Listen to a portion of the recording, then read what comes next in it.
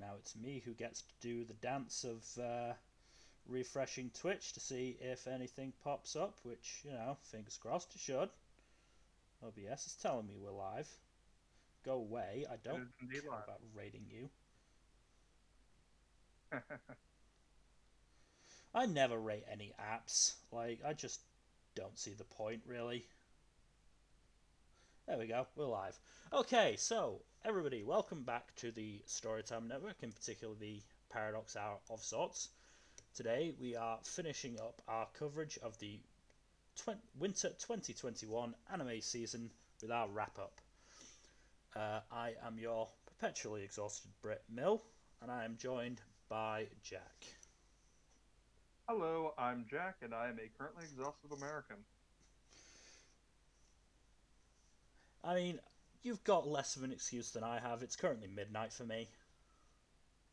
Ooh, yeah, that'll do it. Mm, I mean, I have been the past 5 days, so. yeah, And tomorrow's day 6. hooray. Anyway, I think we should just jump in, starting with everybody's not favourite volleyball anime, 2.43. Go nuts, dude. Oh, I dropped this. I dropped this in episode 9 because I just stopped caring. Because Ooh, that's for, never a good sign. yeah. Well, no, I mean, I don't even remember half of the main team's names. By episode 9 Um, of Haikyuu, I'm gonna keep bringing Haikyuu up because it's like the best reference point in terms of a volleyball anime. By episode 9 in Haikyuu, I'm fairly sure I knew first and last names for every fucking teammate. Like, I just didn't care about the main team, mostly because they're all idiots. Well, the ones that got any focus are idiots. Uh, ones who didn't get any focus and I don't know the names of didn't get any focus, so I don't know what they're like. There was a freckled guy who sort of did things. Uh, I don't even. sort of did things is not a great place to start. uh, right, let me go through the team. So there's Kuroba, the fucking dumbass. There's Chika, the guy who got told he made another kid commit suicide when actually he didn't. Um, there's Oda, the short captain. There's Aoki, the buff vice captain, who's also kind of sadistic. Um, there's the other middle blocker who used to play rugby, I think. There's one of the players who I said has freckles. There's one player who ended up taking short captain's place because, being short in volleyball isn't exactly great.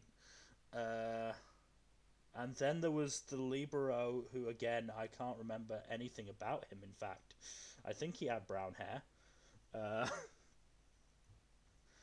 I mean, This is not great. The fact that you can barely remember any of these guys. I know. The worst thing is, I cared more about the main antagonist team, and they're not even antagonists; they were just rival team basically. But because the show actually focused on them, and they actually were likable, I actually cared more about what they were doing for a tiny a bit amount more than the main team, which isn't much.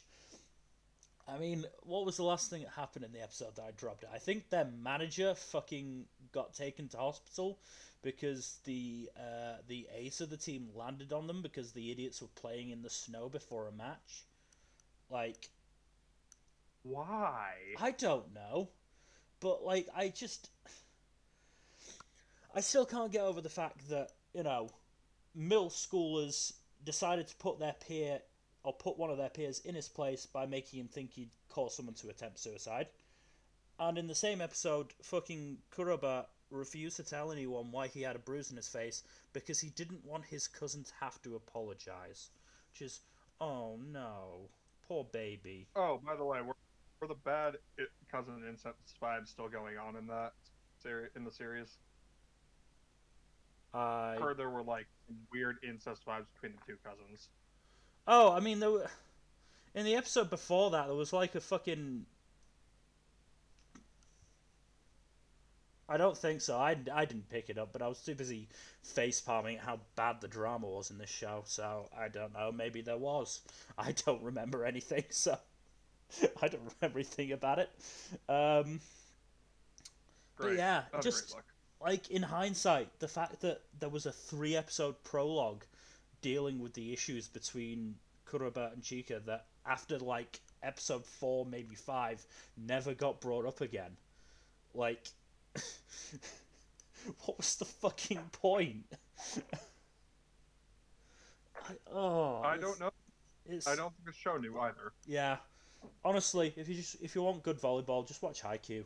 It's better written, has better characters, is better animated, and has a full story than 2.43, which shoved its entire fucking story into 12 episodes. Ooh, yeah, no, that's not great. I mean, the one good plus is that it gave me this shot of Aoki, who, as I said, is fairly buff, so I like that. Not gonna. Hey, fucking yo. That's all I can really say about 2.43. So we will move on to Back Arrow. Oh, that's a fun show. Gotta love the screenshot too. Hmm. I mean, I Yeah, don't that think Toto screenshot would be has very my happy favorite with character that. in the show. I don't think Toto would be very happy with that statement. What are you talking about? Toto has a IQ of 530,000. Yeah, but we know Toto's type, and that's not it. Otherwise, Megami might have gotten away with it. Yep. Anyways, no, that guy is my favorite character in the show though, because he's just such a entertainingly conniving bastard.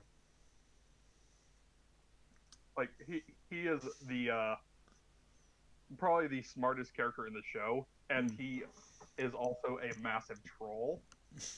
And So he he's keeps the Gojo. resident kinda. He keeps the resident idiot in line by quote, promoting him to admiral, so that will mitigate any damage the guy might cause by just saying like, "Oh, this is what you wanted to me. This is the order you wanted to place, right, Admiral? This is what you wanted to say, right?" Yeah. And he also has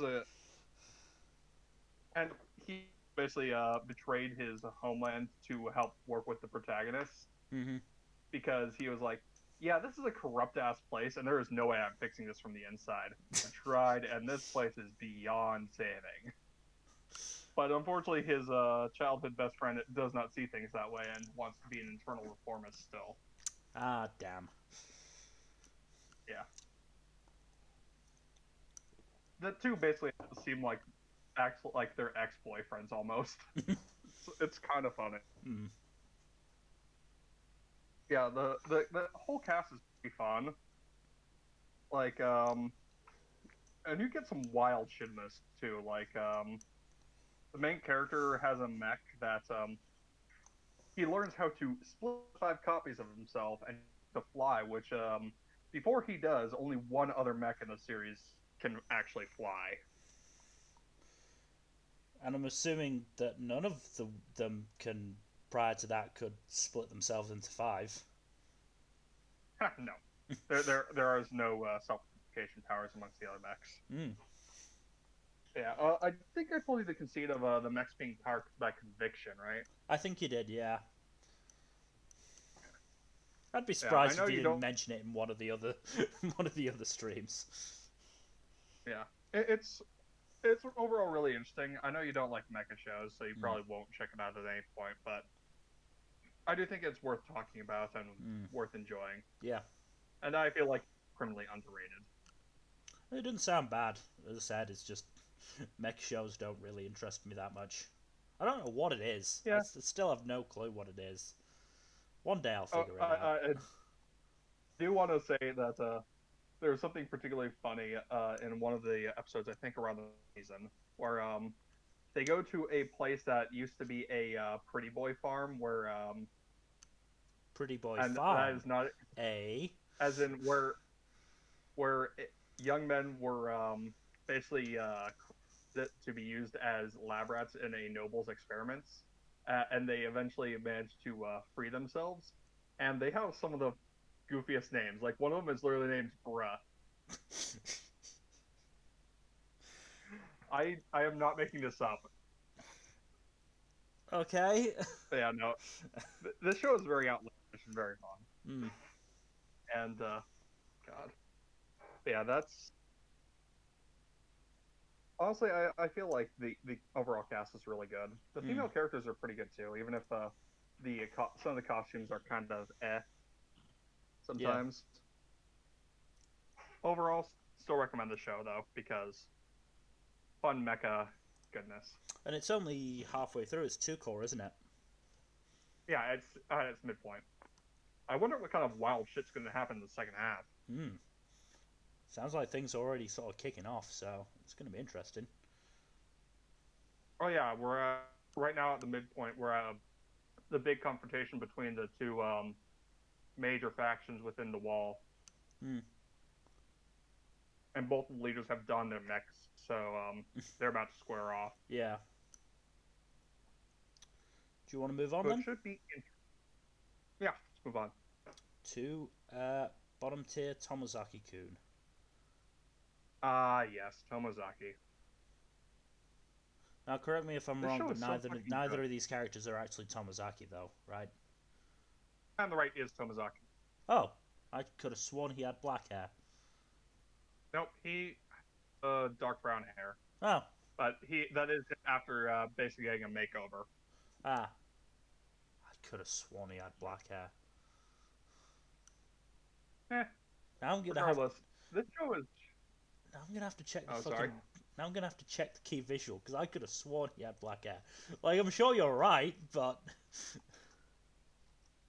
maybe it's just the lighting in the key visual. But he looks like he has black hair to me. Could be. Yeah, definitely. Regardless, this show is a lot better than I thought it would be when I started it. Yeah. No, I mean I've only heard good things about this show, so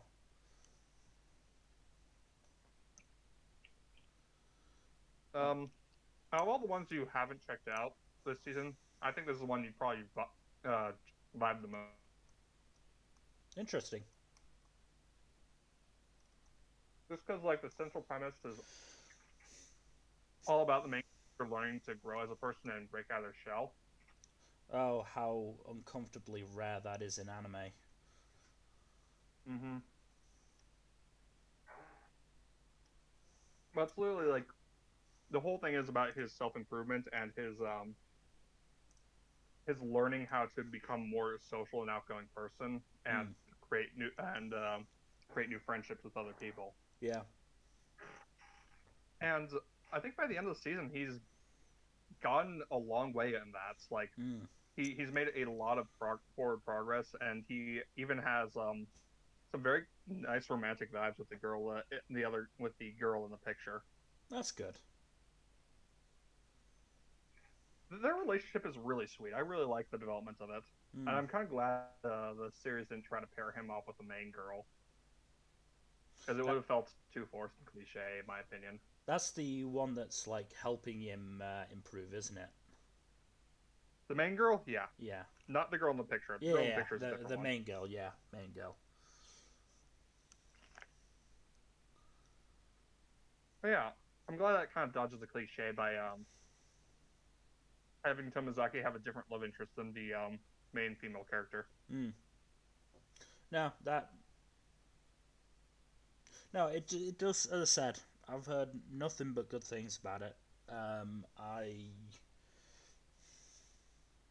can't say I regret not watching it, but certainly, I'm more willing to give it a chance if time sort of becomes less of a factor if I have a particularly light season. Yeah, that makes sense. It's definitely something that you can blaze through in just a day or two Mm. if you have the spare time. And the attention span, of course. Naturally. Mm. I think we should move on then because the show is good and highly recommend it. Probably one of my. It is actually, I think, one of my top 5 of the season Oh, of the new shows, anyways. Good for it then. Up next, Yeah. Cells at Work Black, because Jack, you said you dropped Cells at Work season 2. I put it on hold. Put it on hold, yeah. I may eventually come back to it, but not anytime in the near future. Mm. As for Code Black, that screenshot kind of sums it up right there. Mm. I think I think I said this in the mid-season check-in.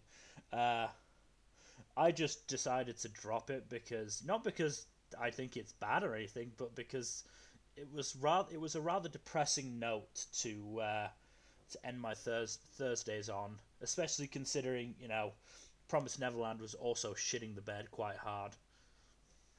Oh, we'll get to that. We will get to that, yes. But yeah, no, this goes to some dark places, but I think the overall season does have its uplifting moments to kind of keep it from getting too dark. Mm. Because if it was all dark all the time, there would just be no fun, Yeah, I mean, it was fun to watch them watch the cells give the host a boner. I'll give it that. The boner episode is a masterpiece of anime. But yeah, like at the end of the day, not only is it a similar sort of vibe to Cells at Work, which I wouldn't say it was boring, but it was never really enough to grab my attention fully enough. And then add a big old dollop of depressing onto that, it's hard for me to watch. Not to mention Kendra narrating, huh? Yeah. Oh well. He didn't show up in that many. He didn't show up in that many shows this season, actually. Yeah. Not ones I watched. Crazy, anyway. huh? Only 2 or 3, I think. Yeah, well, he's coming back with a vengeance this coming season. Oh God, is he? With I don't know, probably. Well, I'm not going to be hearing him in Way of the House Husband because watching that shit and shit's House Husband. Hmm? You mean Slideshow of the House Husband? Oh, Slideshow of the House Husband. Sorry, yes, yeah, yeah. Because I'm not watching that shit subbed. And shit is the operative word here. Which we will get to next week in our premiere stream. I've been put in charge of Way of the House Husband, and it's going to be fun. I think he's in The World Ends With You. Yeah, I believe so. But I think that's the only thing he's actually listed in pre-season. So he probably will pop up in other places. I just don't know yet. I'll have to keep an ear out. Oh boy. I mean, what did Black get into sort of after mid-season? Oh, it got into some fun stuff. The finale was the 2-part finale was about a heart attack that nearly killed the body. Yeah, that's not good. Yeah, at least it basically turned into one of those wake up calls that leads the body to start improving itself. Yeah. Unfortunately, the main duo is yoinked out of the main body and injected into a new body. Is somehow even worse off than the old one. Oh God, no! How the fuck did that happen? And that is how the season. That's how the season ends. It's a blood transfusion. Why were they taking blood from that guy? I don't know, man. To give to somebody else. Like, I could see them taking blood to test it, but taking blood to then put in somebody else from an already unhealthy person, that seems wrong. It does. It's very much one of those story conceits. They probably want to do it so it's like, oh, this body's getting better. We need to explore more unhealthy shit. Oh, Let's yeah. put it in a new body. Yeah. But yeah, that's the note the season ends on, so that's fun. Hmm. still, it's an overall good show that I would recommend checking out if you are tolerate the dark shit that goes on. If you have a nice fun show to follow it. Oh god, yeah, you'd need a chaser for this. Yeah. I am so glad I have camp. Yeah, as I said, my final two shows on Thursdays were Promised Neverland and Code Black, and it was just getting sad.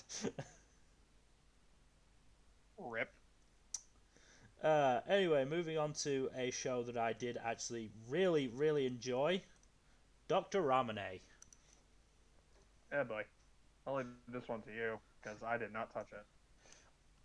Genuinely, it wasn't that bad. Like, the first two episodes were weird. Like, fucking Condiment crying and Chikuwa penis. Yeah, that was fucking weird. But after that, it got into a really good groove. like there was one of the two parters was incredibly dark in that it was focusing on a mother who didn't want to accept that her son had been kidnapped, but it was still like really well written and the characters really worked well, and like there was also we also had backstory for Kuro, the assistant, which was really good. Really got to know how he and Ramune met and how their dynamic formed. Cults are bad, by the way, very, very bad. Oh god. And the final episode again was really good because it was Ramune had basically been struggling with the fact that his mentor had told him that if he kept getting too emotionally attached to his patients, he should shut down his clinic, and so it was Ramune dealing with that, which resulted in Kuro and the rest of Ramune's patients basically getting together to show him, hey, fuck what that guy thinks. we're grateful for your help, and we're gonna show it. So it was a really nice way to end the season. There was a bit of a misstep. I'm not even going to say bit of a misstep. There was a definite misstep in the second of 3 two-parters, which focused on one of Kuro's classmates, a kid called Auna, voiced by the always great Ayumi Murase. I'm fairly sure I've already told you about this, Jack, but Auna basically is a really creative kid and creates these really weird creatures, and was getting... Oh, you told me about this one, yeah. Yeah, and was getting pretty well known for them, newsworthy known, I think. I'm fairly sure. And the reason we meet him is because he's got popcorn coming from his head, which is because his father forced him to promise not to create anything, instead made him study business, and basically said that his mother was in hospital because he was creating stuff. And that's fucked you. Yeah, and which was a complete lie. She was in there because she had a bad back. The father justified this by saying that if Auna kept making stuff and getting more famous, eventually he'd leave the father behind, and the father loved Auna too much to allow that to happen. Fuck off. Fuck right off. That's some bullshit right there. That is some bullshit. Just because it's out of some warped idea of love does not make it okay to crush your child's creativity. Hell, it might even be worse for that. But beyond I wouldn't even call it a threat having watched it back now. It's more of a making him pay for medical bills. But beyond that from Ramune, the show never treats the father with the contempt he deserves, which is a real shame. Because otherwise the story was really fucking good. Beyond him, Kuro getting closer to Auna and getting invested was really fucking good. And their friendship is really, really nice. But as much as I tried to, I can't ignore the father. And I did try to. I fucking muted him every time he came on screen. But I still can't ignore him. So, I still think it's one of the better shows I've watched this season. I think I put it at 6th in my rankings. Honestly, I think like the weird medical conditions are enough to gross a lot of people out, which is part of the reason I'm not gonna try it. It was definitely weird. Like I'm not really affected by gross out stuff like that, so I didn't really care. Admittedly, I did start to get tired of the shot in the OP of the girl crying mayonnaise because it was weird. That one was a weird one to start on. That one was a really weird one to start on.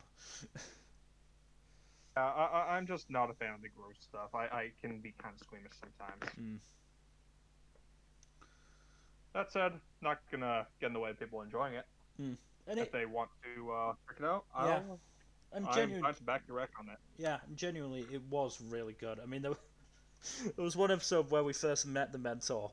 Ramune has like this bird companion thing. I'm really not sure what it's supposed to be for. It just seems to be for helping Ramune spy and stuff. But the mentor also had a bird, and they clearly have like the birds clearly have a massive feud with each other, which was.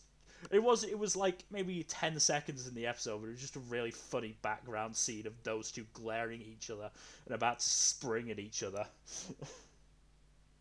You know what they say, man. Word's the word. Mm. Uh, Not rising from it, huh? No, I'm not, because I really don't like Family Guy anymore. I don't blame you for hating Family Guy. especially, It sucks. especially considering YouTube keeps recommending me videos of it, despite how many times I say no, I'm not interested in videos like this. Fuck you. I don't want to watch Family Guy. Yeah, no, Family Guy's just bad. Yeah. Anyway, let's move on to another Doctor, Doctor Stone. Oh hell yeah! This season was fucking great. Yeah. It's Doctor Stone has always been really, really good. This season was was not the exception. Like it was really fucking good. Um, Honestly, we're both manga. We're much more anxious about what's going on in the manga than oh, the anime absolutely! right now. Like what's going on in the manga right now? We're not going to elaborate, but it's oh boy. that's probably like season 4 or 5 content, though. Yeah. That we're on right now. I'm just trying to think if I have any like fucking if I have anything negative to say about Doctor Stone. I don't think I do. I have something negative to say. We didn't get more events. Yeah, I mean, I have a feeling that was just because of the might have just been because of the pandemic, or they didn't want to, or they didn't see a good Honestly, I feel like point. they ended at a good stopping point. Oh no, they absolutely did. This was a really good stopping point. Ended with I did them. love at the end of a certain character. Mm-hmm. But yeah, they ended by doing doing a reenaction of the entire One Piece saga. So look forward to the Doctor Stone manga going for another 1,000 chapters as they reenact that. God, that's gonna be insane. I mean, we all know how much is it Boichi loves One Piece. Actually, draws bits of One Piece. So yeah. So I mean, that's not true, but it wouldn't surprise me if he did it. But yeah, I mean it was really good for me because I've only read this arc the once, so I forgot most of what happened in it. So when they were like, when all the warriors were holding off Tsukasa and oh god, I've forgotten his name. Hyoga, that's it. I knew it was something with a H, but I kept thinking Hojo. Hojo. Yeah, that was what was going through my head, and I thought, that can't be right. When they were holding off Tsukasa and Hyoga, and like Gen, Senku, and Chrome were trying to come up with something, I was like, shit, what did they actually come up with? I don't remember shit. I know they come up with something, but what is it? Oh, it's explosive paper planes. It's TNT Dynamite. I love the creativity in the show, though. Yeah. I mean, this was really Chrome's season, I would say. He got to do a lot of stuff. Like he was the one who. I feel like this fleshed out a lot of this really well. Mm, I love that Taiju and Yuzuriha came back too. yeah, I think it was the right time. Like, because obviously, I'm willing to bet that the reaction to them at the start wasn't the best, and that's why they got dropped It the way they wasn't. did. So, like, it's nice that they were able to come back when Doctor Stone was in a more solid position in terms of, you know, Shonen Jump axing shit. Because it axes a lot of shit, a lot of good shit. Yeah. I do gotta say, Yuzu is an unsung hero because Mm, that dedication though, and that's impressive. yeah.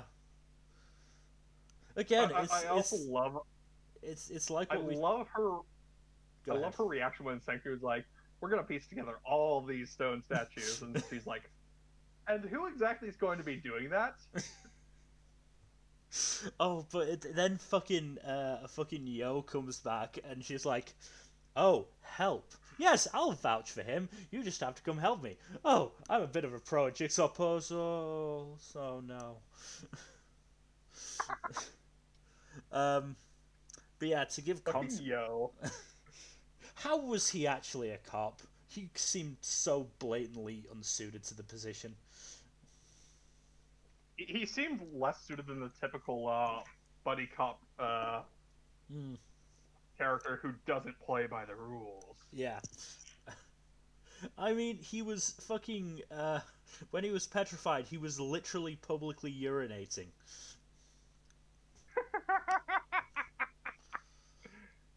God.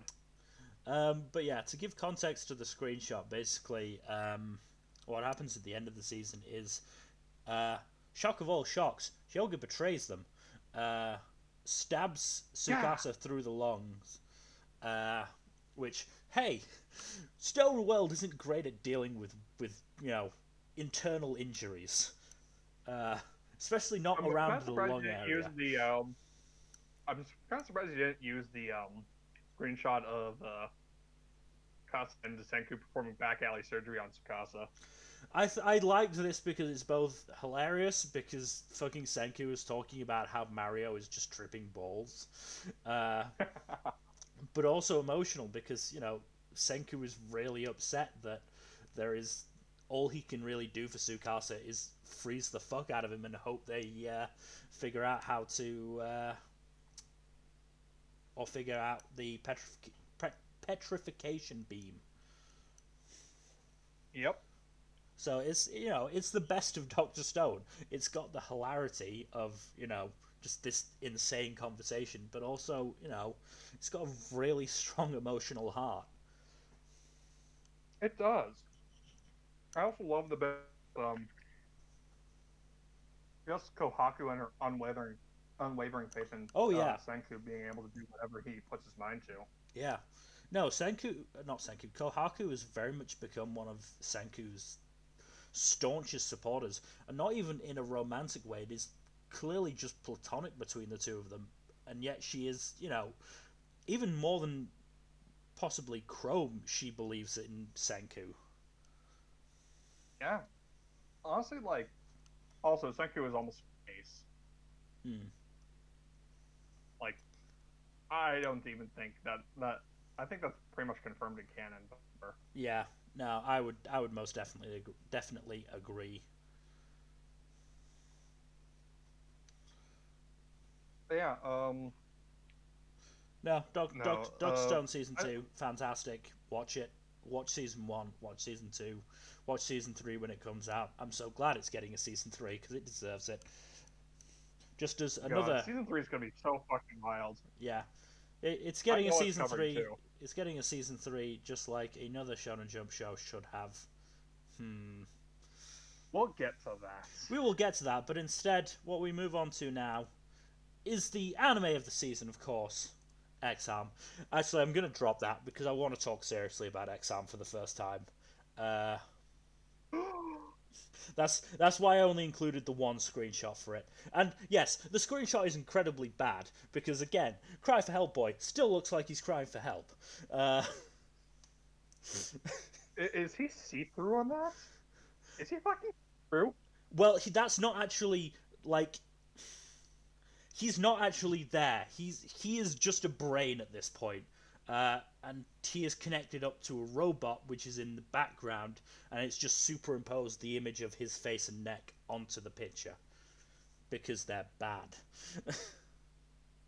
God damn it. All jokes aside, this might be the worst show I've ever watched. Like, in sheer competence terms. I know it's definitely the worst show you watched to completion.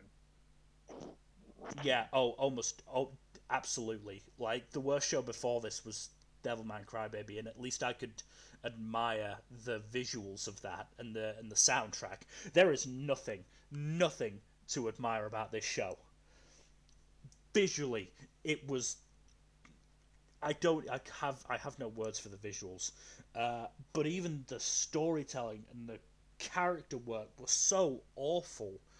Like, even if the visuals had been halfway competent, the storytelling and the character work would have still dragged it down so much, because like, the story made so little sense, and just, like, I still have no idea why I'm supposed to care about Cry for Help Boy, nor do I know why anyone else cares about him. He is as milquetoast as you can get. When Smiley Girl described him with a list of adjectives, I looked at that list and thought, none of these actually describe him. Not that I have seen. Like, one of them was that he hates technology, and beyond the fact that he fainted at the side of a phone in the first episode, there was no indication that he hated technology. Like, what the fuck?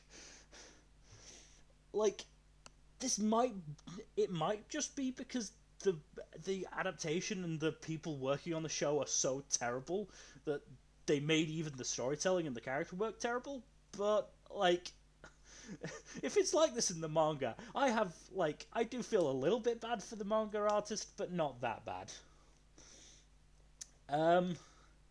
Like, fucking Android Girl, vocally and for the most part, like,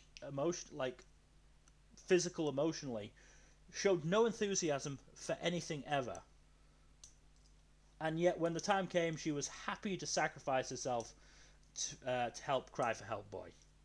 There was a fucking pink-haired lolly called Yggdrasil that never really got explained as far as I can remember. None of the side characters... Good old Norse mythology names. Yeah. I don't understand what the fuck she even was. She just appeared one episode. And then she was, like, supposed to be this, like, computer being that appeared when they were doing the fucking high school episode. And then suddenly she could, like, manifest in real life. I don't know. I don't give a shit about any of the other side characters, so I have no idea why I should care that the chief died incredibly abruptly in the second to last episode. Like, they were just celebrating winning, and then suddenly the jet he was on flew incredibly badly into a building. Oh, God. And I'm Are we talking... How badly? Are we talking 9/11 times 100? I mean, it was just animated horrifically. Like... like, clearly... I know, I was making a bad joke. Okay, but clearly, like, they didn't have any animation for the plane actually entering the building, so they just put an explosion effect over it. But it was timed badly enough that you could see that it just sort of flew over the background of the building. I'm also incredibly certain there was no explanation whatsoever why the Doctor suddenly turned sort of evil in the final episode, and it never really got resolved. Like, nobody brought it up at all. I mean, I got fun out of this show because it is hilarious to watch just how bad this is. Like, there was a portion in the middle where it just sort of got boringly bad, but somewhere around the vaguely Middle Eastern dude stripping down to his underwear to take care of an assassin, it started being funny again. I still don't know why he stripped down. I have no idea, but he did. But yeah, I mean, fucking, God. fucking Smiley Girl literally never stopped smiling. Like, she could be crying. Like, clearly, her voice was crying, but she'd still be smiling. And you don't know otherwise, other than her voice, you don't know that she's crying because they didn't animate tears. Because they don't know how to animate tears. Fuck. Like, to give an example, like they knocked her out at one point and said, "Oh, Android Girl has to go kill her brother. She shouldn't be awake for this. It'll, like, ruin her emotionally." She wakes up. She gets told that her brother is now dead. Smiles. She never stopped smiling. Oh, look, this is a bad show. This is a bad show. Like, watch it just for however long you get enjoyment out of it, and then stop. Because once you stop getting enjoyment out of it, there's no point putting yourself through the suffering that is X-Arm. Also, I'm so tired. God. Well, no, also, like, I've just remembered another thing. The anime kept getting hair colors wrong.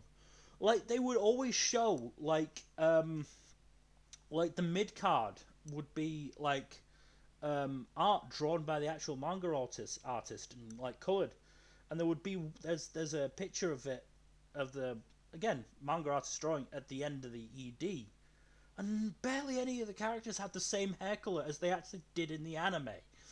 Some of them kept changing hair colors. Fucking Sunglasses and Beard Dude went from brunette to black to ginger, like sometimes multiple times in an episode. Like, Y'all can't see me, but I'm face palming right now. how do you fuck up that badly? I don't fucking know. Was Why it? are you asking me? I don't know. I'm just asking rhetorically. Like, did the animators just not talk to each other at all? Like, did nobody say, "Hey, this guy's hair color is this, so make sure you keep it consistent throughout the shots"? Like, who was in charge? Yes. Who okayed this? Frankly, who watched Yeah. this and said this should go on television unaltered? Yes. Anyway, I want to move on to an actually good show, Heaven's Design Team. Heaven's Design Team. Ooh. I mean, this was just consistently excellent. Like, Oh yeah. the only meh segment that I can recall was the one where Shumida shrunk down, and honestly, I think that's mostly because it meant that the only, like, character that we knew was Shumida, and like the rest of the cast of the characters is so entertaining, so it was disappointing that we didn't get that. Mm. Like, I can just go on and on about how much about the segments and the parts of the segment that I love about Heaven's Design Team. I love the fact that fucking God is the difficult client and Hell is the really nice one. That is hilariously ironic. Like, I love It's just really hard to go wrong show. yeah.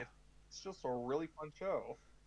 Like, there's nothing, well, I wouldn't even say that there's not anything particularly deep about it. I mean, the segment in episode 12 that this screenshot came from, where they were basically, describing all the good bits about Shumida, was really, really heartwarming. It was really sweet Yeah. just to see that, yeah. I mean, the thing that when you actually put it all together into an animal was a fucking monstrosity. And the fact that the thing that bothered them the most was this fucking cutesy voice coming out of this 6-foot bear with wings. Like, They've created a monster. no, they created a monster to calm a crying child. They created Cthulhu to Yeah. calm the crying child because he didn't like how bitter coffee is. God. I mean, I loved the episode where Unibara made the otter, and he and Shimada just fucking spent the rest of the segment squeeing about how cute it is. Like, That was just a funny ass segment, and also I was along with them screaming about how cute the yeah, otter was because otters are adorable. there was a fucking episode where oh god, I can't remember. Honestly, we could just talk all day about how fun this show I is. mean, we could. I mean, what I wanted to mention was the fucking rap battle between Mizushima and guy who eats everything. I can't remember his name. Uh, I think the English version of his name is Jupiter or something. I know what the English version is, but I'm dead set on not using that because I never learnt those because I refused to because they made less sense. And the fact that I could, it was the fucking JoJo stand problem in that, yes, the subtitles said one thing, but we can so clearly hear the Japanese like acting or voices saying the thing that we were initially used to.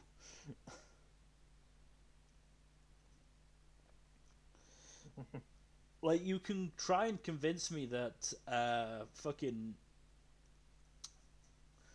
um oh god, I think her name was Venus in the English one on the right. Yes. Yeah. You can try and convince me that her name is Venus all you fucking want, but when I can hear them so clearly say Kinchan, I'm going to call her that. I just am. Um, what else was there? Oh, the segment where they got DH was a I lot of do fun. love the resolution. Oh yeah, that was fun. Hmm. I also do love the resolution to the cliffhanger of Ueda getting sent to hell. Yeah. I mean, I liked all of the cliffhangers just for the fact that they were never actually like cliffhangers. Never remotely serious. Yeah, the only reason they were cliffhangers is because we ended the episode on them.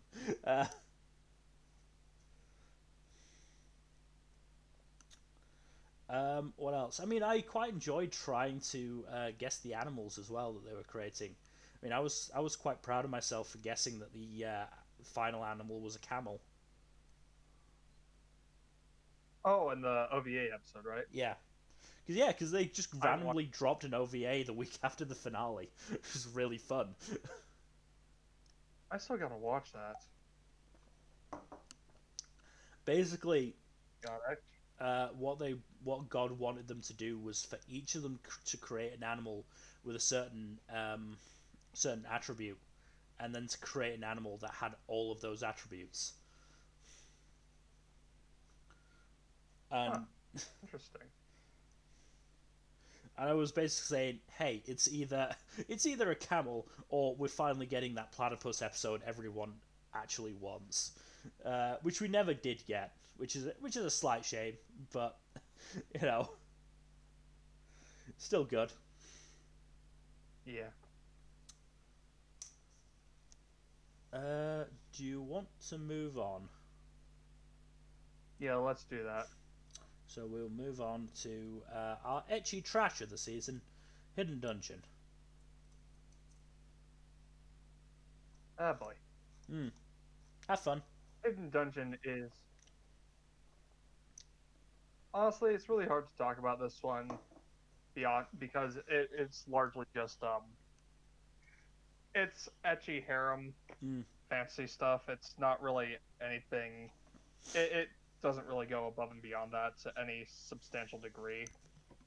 It's not terribly bad either, though. It's just kind of okay.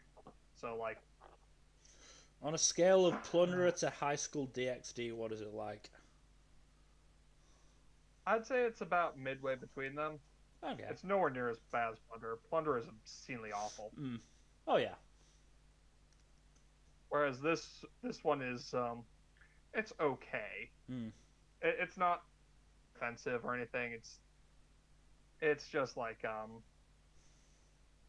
it's like a 6 out of 10 maybe. I want to be generous. Nah, not even generous. That feels right. Mm. It's not any it's not any degree of substantially awful. It's just not stand out enough to Yeah. really merit higher ranking. Yeah, 6 out of 10, which is currently higher than what Promised Neverland is. Promised Neverland season 2 is on Mal. Man, we keep doing some foreshadowing to how we're going to tear into that. Honestly, God. I've torn into it enough. I don't want to talk about it anymore. I'd rather talk about how good the manga is. We'll do that when we get to it. Yeah. Yeah. If you like ecchi harem stuff, go nuts with this. It's not terrible.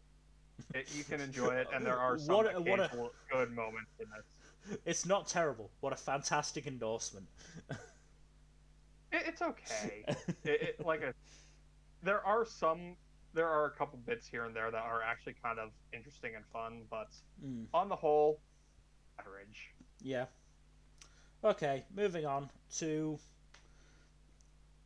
well, not the biggest disappointment of the season. That can't be a thing considering Promised Neverland is right there, but certainly I feel slightly disappointing. Horimiya. And I say that because it's still one of the better romances I've seen since I've started watching anime, but it could have and maybe should have been the best, or one of the best certainly. I'm still not sure. I doubt it would have ever been better than Bloom, but it certainly could have been second or third on that list. I mean, middle of the season, once Hori and Miyamura got together, the focus sort of went off them a little bit, and that was kind of an issue because the focus that they did get was entirely on Hori's kinky side, and that needed maybe one segment and not like the half a dozen that it actually got. And it just never worked very well. And while I did enjoy the other segments that we got during that period, but just some of them, I don't know. I don't know really. They just didn't hit. I mean, it got to the point where Horimiya was my least anticipated show on a Saturday, and yes, my Saturday was filled with Ramune, World Trigger, and Skate, three shows that I greatly enjoyed. But it's just a shame that it was because I just wasn't enjoying Horimiya as much, rather than, or along with the fact that I was enjoying those three so much. That said, it did bring it back in the finale. I feel, or in the final two episodes, because I watched those two together. Yeah, the final stretch was actually pretty good at bringing things together. Well, it got back onto what worked, which was the focus on Hori and Miyamura. Again, I don't dislike the side characters at all. I loved the cast. I loved the the reveal that while Shu is Greenhead Boy in the middle, was like incredibly hyper at school. He was like a really serious older brother at home. I loved that reveal, but I don't know. Just I just wanted to spend more time with Hori and Miyamura. Like fucking just Hori's family's reaction to Miyamura was always so adorable. The fact that when he came over on Christmas Eve, like her brother and dad were like monopolizing his time. Like that was just really adorable. That was always really funny. And then they pretty much proposed to each other. Not even pretty much, they did propose to each other. Play. And then the final episode was graduation, which comes into another thing that probably affected the quality of Horimiya, which is that they clearly rushed through a lot of the material to get to the end. Yeah. Apparently, it covers the same content as just like the last chapter of the manga in the last episode. And whether like when it got made that was always to be intended, or maybe it's another sin to lay at the feet of Cloverworks, I don't know.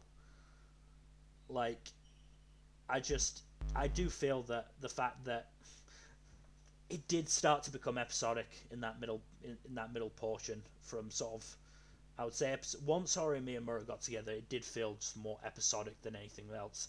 Like um, screenshots of these characters' lives rather than actually sort of getting to enjoy them. I feel this series would have been better served by being too core. I agree, I do, but fucking Cloverworks hates anything more than 12 episodes.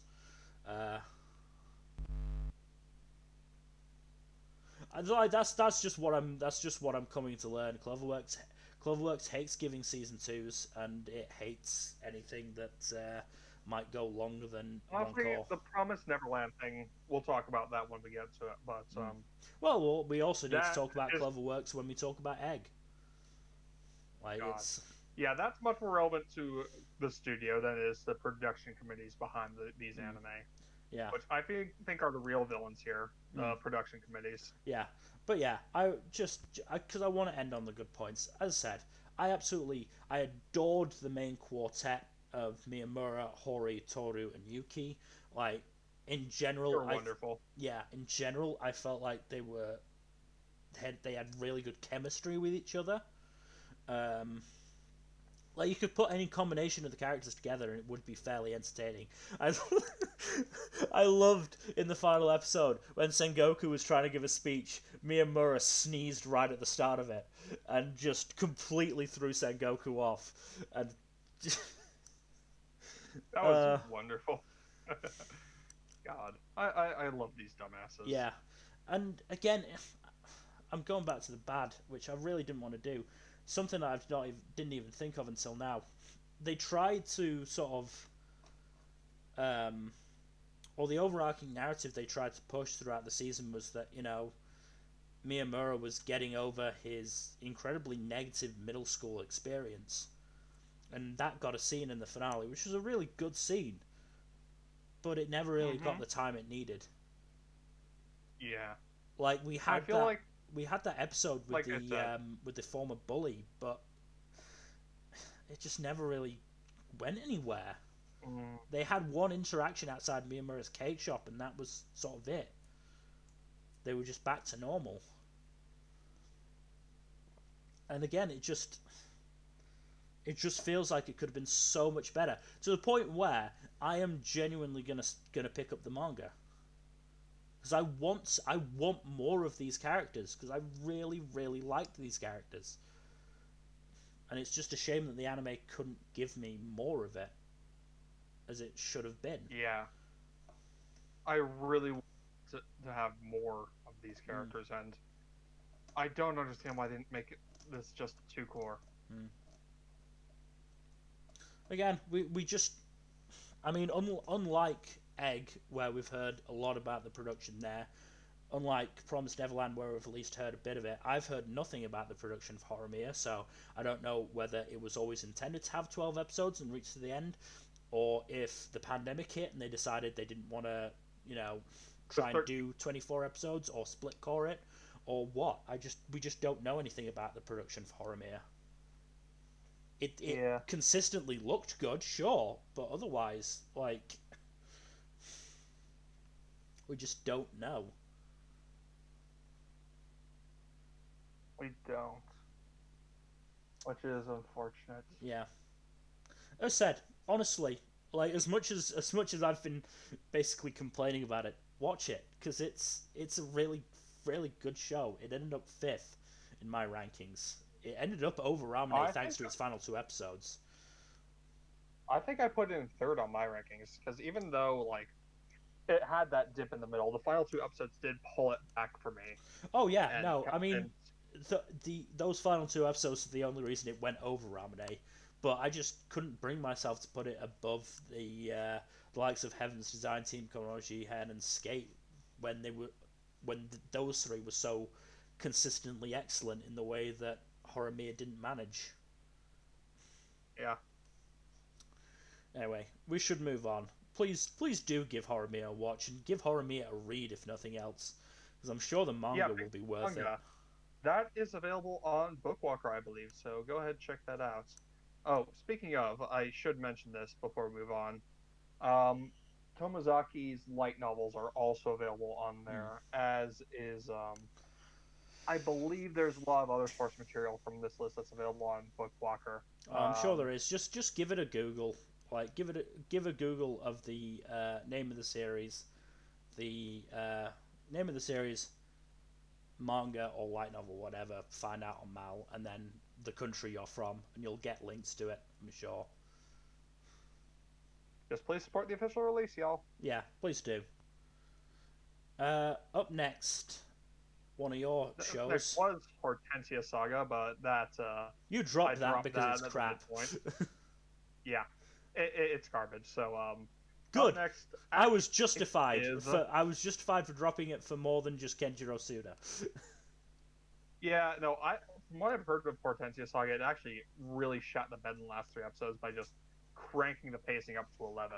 Well, I mean, something that I've read was that it had that female main character, and they never gave her any focus, giving all the rest of the focus to male characters, which is pretty Yeah, shitty thing that's to not do. great. That's not great, especially when she's purported to be one of the two protagonists of the narrative. Yeah. But no, they focus on male protagonists. So whoops. So yeah, so that's pretty bad. But was I Dolly Pride bad? No, actually, it was surprisingly touching. That screenshot is the Ghost Sister watching the grand finale performance of her Alaster at the finals of the Idol tournaments. It would have been fairly weird for it to be the other way around. Like the Alive Sister is floating in the air watching the Ghost Sister perform. But no, it was actually fairly touching, and there was actually resolution on the romance plot at in the first episode. That's good. Like the last thing she does before she leaves is gives her not boyfriend a kiss before passing on. That's good. I'm glad romances It was get resolution. Hint, hint. yeah, it was a nice bittersweet conclusion because she makes sure to stick around for the final concert to see all of the girls and see their progress at the finals. And Yeah. by the way, both of the main protagonist groups make it to the final. And get What this, a surprise! you want to know how the finals ends? Draw. Nailed it in one. Oh, I of mean, course. it was either that or the younger sisters group one. I did not Yeah. see any. I did not see the third outcome happening. Yeah. Oh, I'll have a lot to But say yeah. about outcomes later on. I'm dropping a lot of foreshadowing right now, but I have to mention it. Yeah, but no, this was a lot better than I expected it to be. Mm. Like, it is nowhere near like the highs of idol shows like a certain one we'll be talking about next week. Extensively. I'm looking forward to watching that. I haven't watched the episode that dropped today, but I'm looking forward to it I immensely. haven't either. I am so excited. But yes, we will talk more about Zombieland Saga next week for the premiere God, stream. I love that show. Yeah, no, this one, no Zombieland Saga, but it was still surprisingly good. What was the or how did they do the animation for the performances? Because obviously a lot of idol shows do 3D. There was a blend of 3D and 2D. If they did mostly 2D for like the close-up shots and Yeah. like shoulders and up, and they did 3D for more of the faraway shots and or the or elaborate dance sequences. Okay. So it was a blend. It worked mostly well. They weren't too difficult to keep track of. Yeah, that's good. We'll also say like the big final performance song that they do as an encore is actually like really good. I mean, It has like this melancholic feel to it that surprised me. That's good. I mean, obviously, when you're watching a show like this, the songs will play such a big part in your enjoyment of it. Like, if the songs aren't good, Yeah. then it's kind of what the fuck are you watching Oh it yeah, for? no. Uh, Imagine watching a music-based show and all the songs are shit. yeah, but like But certainly no, like it's this. it's also a reason I don't watch many idol shows, because I know that if I get invested in the characters, I'll also get invested in the songs and want to buy them, and that's bad for my wallet. I mean, I bought literally. I've got every single song from season 1 of Zombieland, I don't blame you. That was a banger soundtrack. including the Like, fucking chicken restaurant song, because that was included in if the album for some reason. we go on any longer on this, we're just gonna wind up talking about Zombieland Saga some more. We are. So let's move on to, I think, both of our favorite show of the season, Jujutsu Kaisen. Yeah. Now, I just want to, God, this is so fucking good. before we actually start talking about it, no. Before we actually start talking about it, I've got multiple screenshots and a video for this, so I want to go through those, and we'll start talking about it once I've got to the final one. So the first one is, why the fuck does Panda want to punch a zebra? What did zebras do to him? Because it's black and white. I And know, red but all over, it's unlike just- him. It's just such. I mean, here's the thing. Like, everyone got one of those bars. They were not in the manga. I'm fairly sure I read somewhere that they were the like little description underneath. Snippets? This little snippet underneath was written by Akutami themselves, but like just all of them were either like wonderfully inane, like fucking Kamo saying, "Oh, I've started to learn cursive. I can now write my own name," or or hilarious. Oh, and then there's Todos. It's sort of one middle school nationals with Itadori. Itadori denies this. Denies this. Then there was the fucking Miwa's, which is the mango she was saving in the refrigerator suddenly went missing, and then Mai's, which was hated mangoes but suddenly got over it. Poor Miwa, she deserves better. Yeah, and then as I said, just fucking pandas, which is wants to punch a zebra. Why the fuck not? It's just so weird. I also love the baseball episode in general is really fun. Oh, the baseball episode was absolutely hilarious and such a nice cool down. Just stuff like Nobara charging the mound when she saw that they had a pitching machine instead of Mekamaru. And then fucking Maki pitching right into Toto's face and everyone just going, "Nice pitch! Nice pitch!" Itadori just holding the unconscious Toto. Toto, who, fucking tanks through everything, gets knocked out by this pitch. To be fair, Maki is ridiculously strong. She is, and he probably wasn't defending with cursed energy because he didn't know to expect it. But just then Yuji just going, "Man, Toto, you are really hated." And just how into it Inamaki got.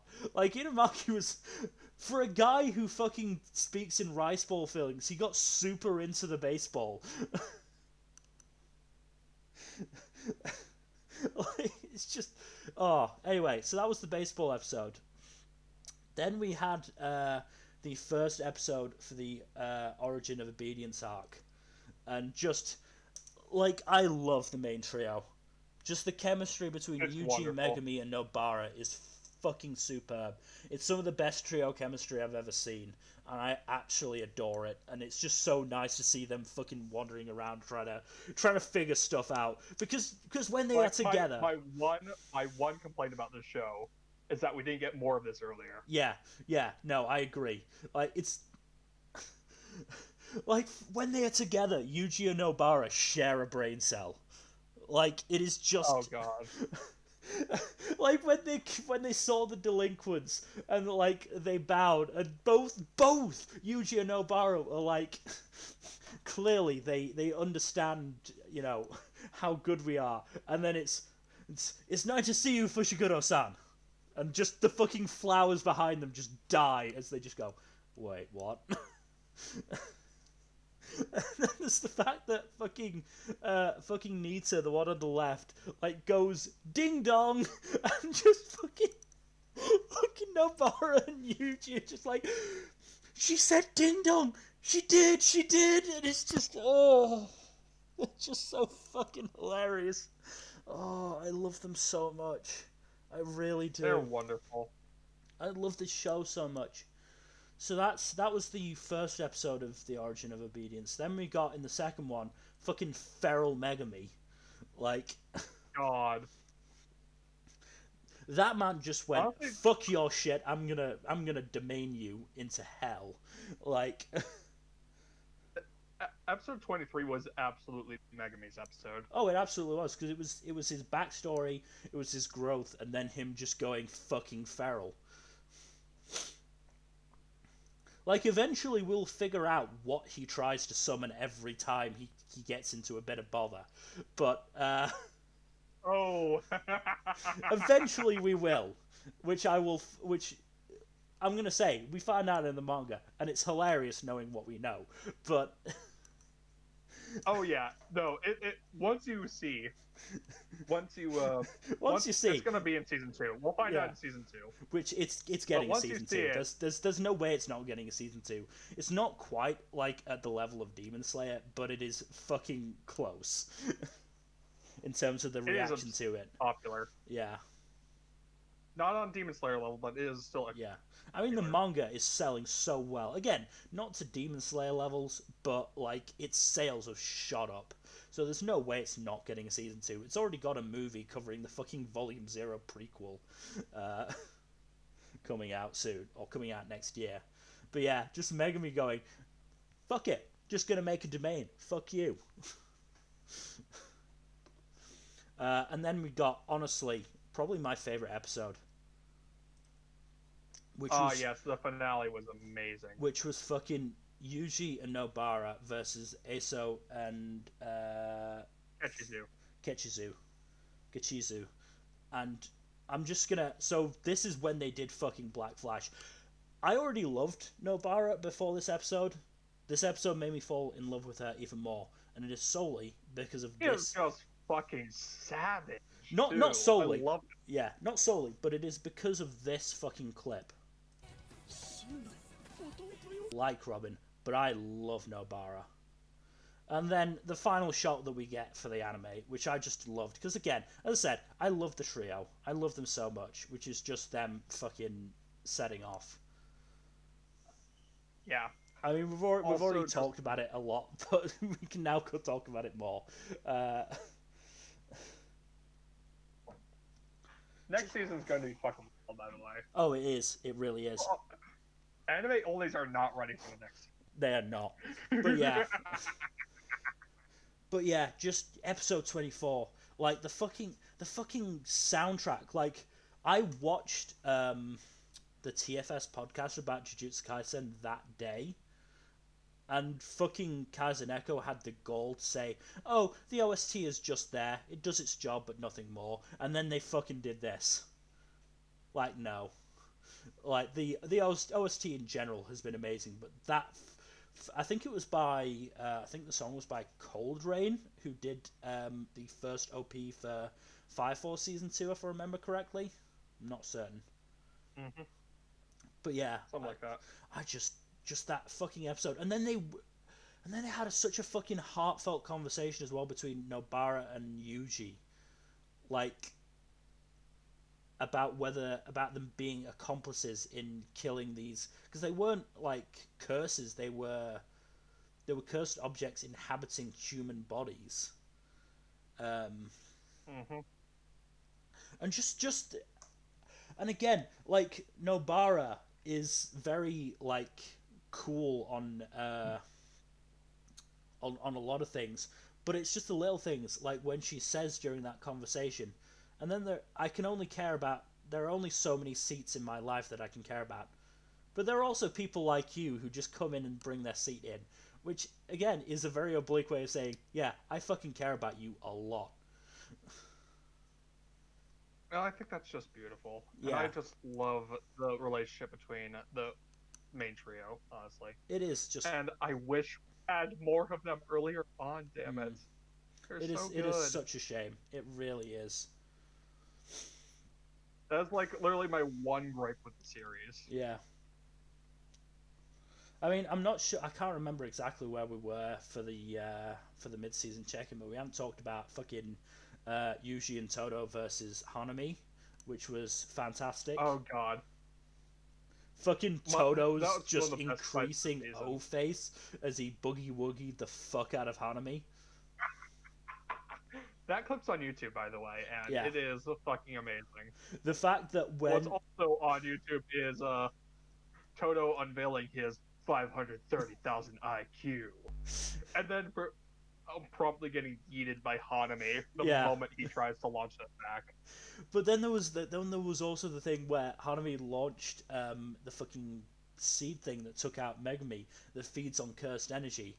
And like you just go into Todo's mind where fucking the idol that he's obsessed with just fucking tells him the answer. And it's just Todo's brain just works in such fucking strange ways.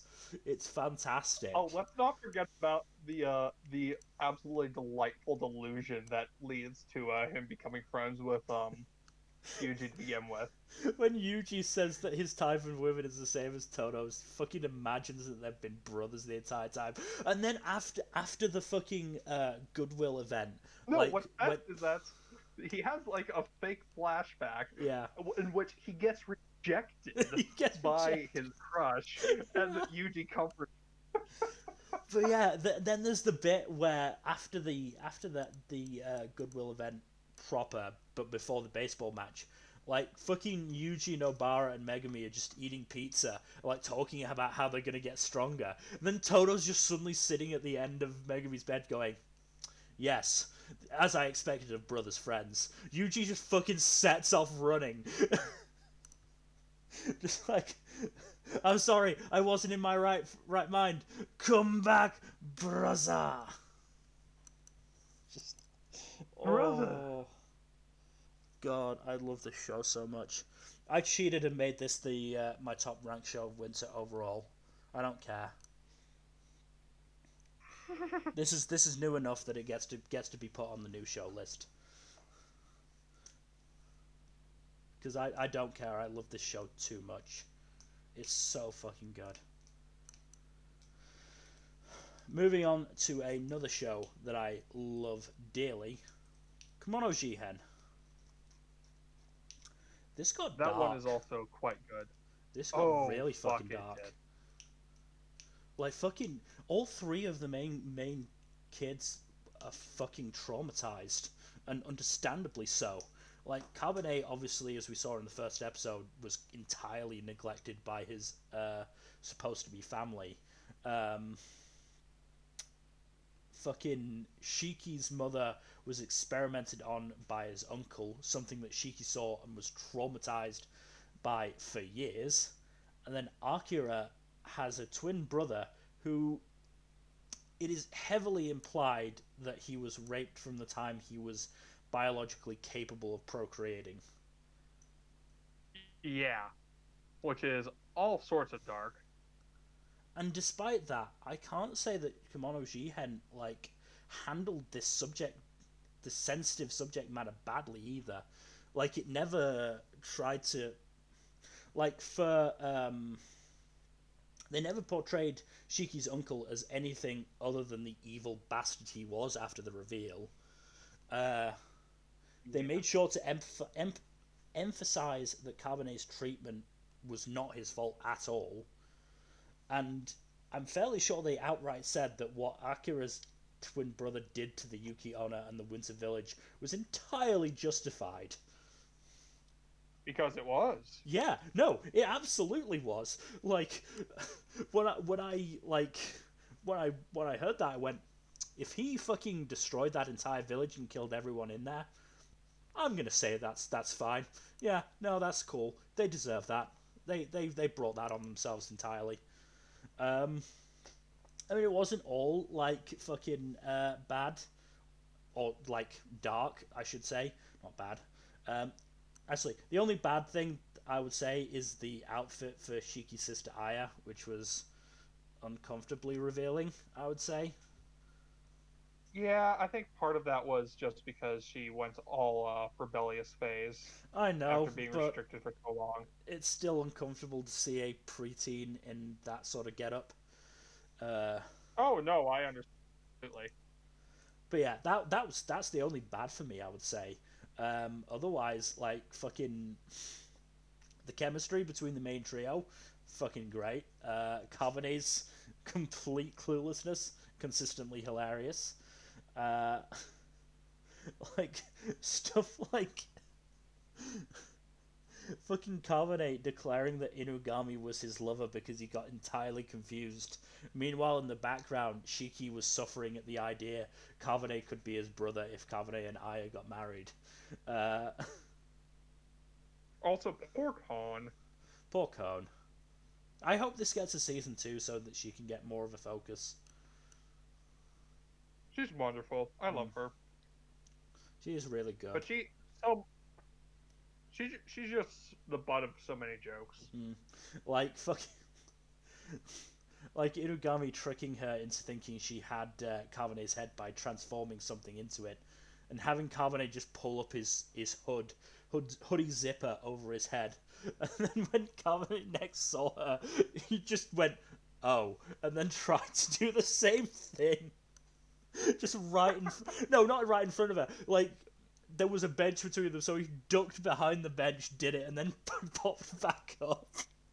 It's just, oh Even god. she's not that dumb. Yeah, no, Unfortunately she for him. wasn't that dumb. Uh, and hey, But yeah, I love these two dumbasses just trying to figure out oh god, human feelings and emotions. the conversation they had in the episode where Carbonet declared Inugami was his lover was just like where they were, where clearly neither of them have any idea what romantic feelings feel like. So the Ko was just like, my heart felt mushy, but now it feels better that now that you're here and holding my hand. And Carbonet's like, okay, I'll just keep doing that then. It's just like, oh, these idiots, these complete idiots.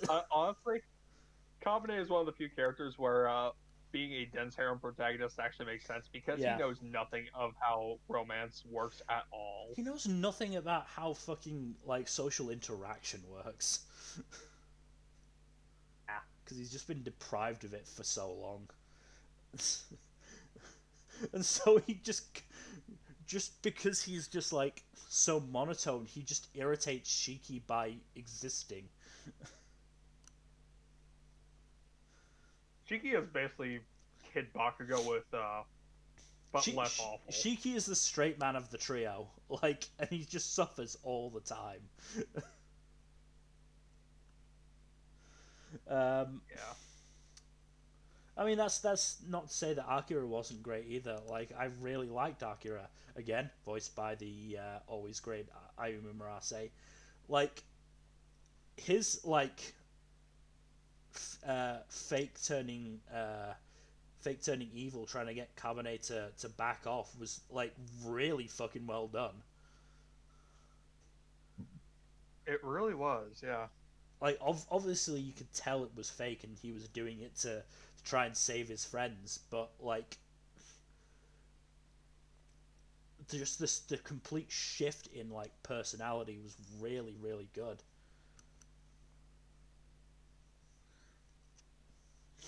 That it was.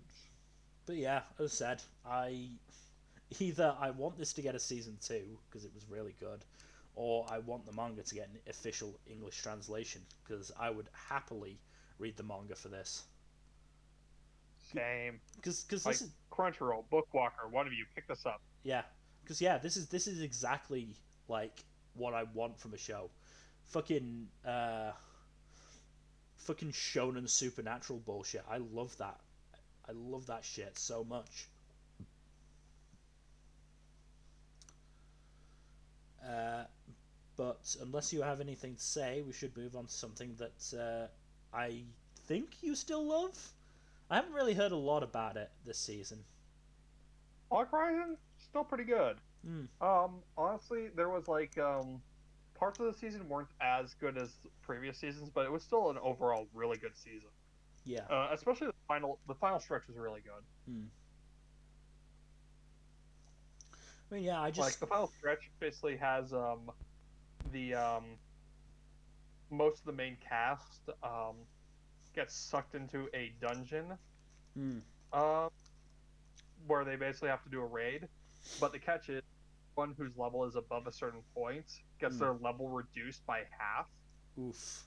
by over half, Yeah. down to like in the 30s or something. How? And most of them were like level 90 before that. Wow. So all of the only ones who aren't affected are people who with levels in like their 50s and 60s, Yeah. and they have to carry the raid, Oof. which for most of them is their very first time doing a raid. Hmm.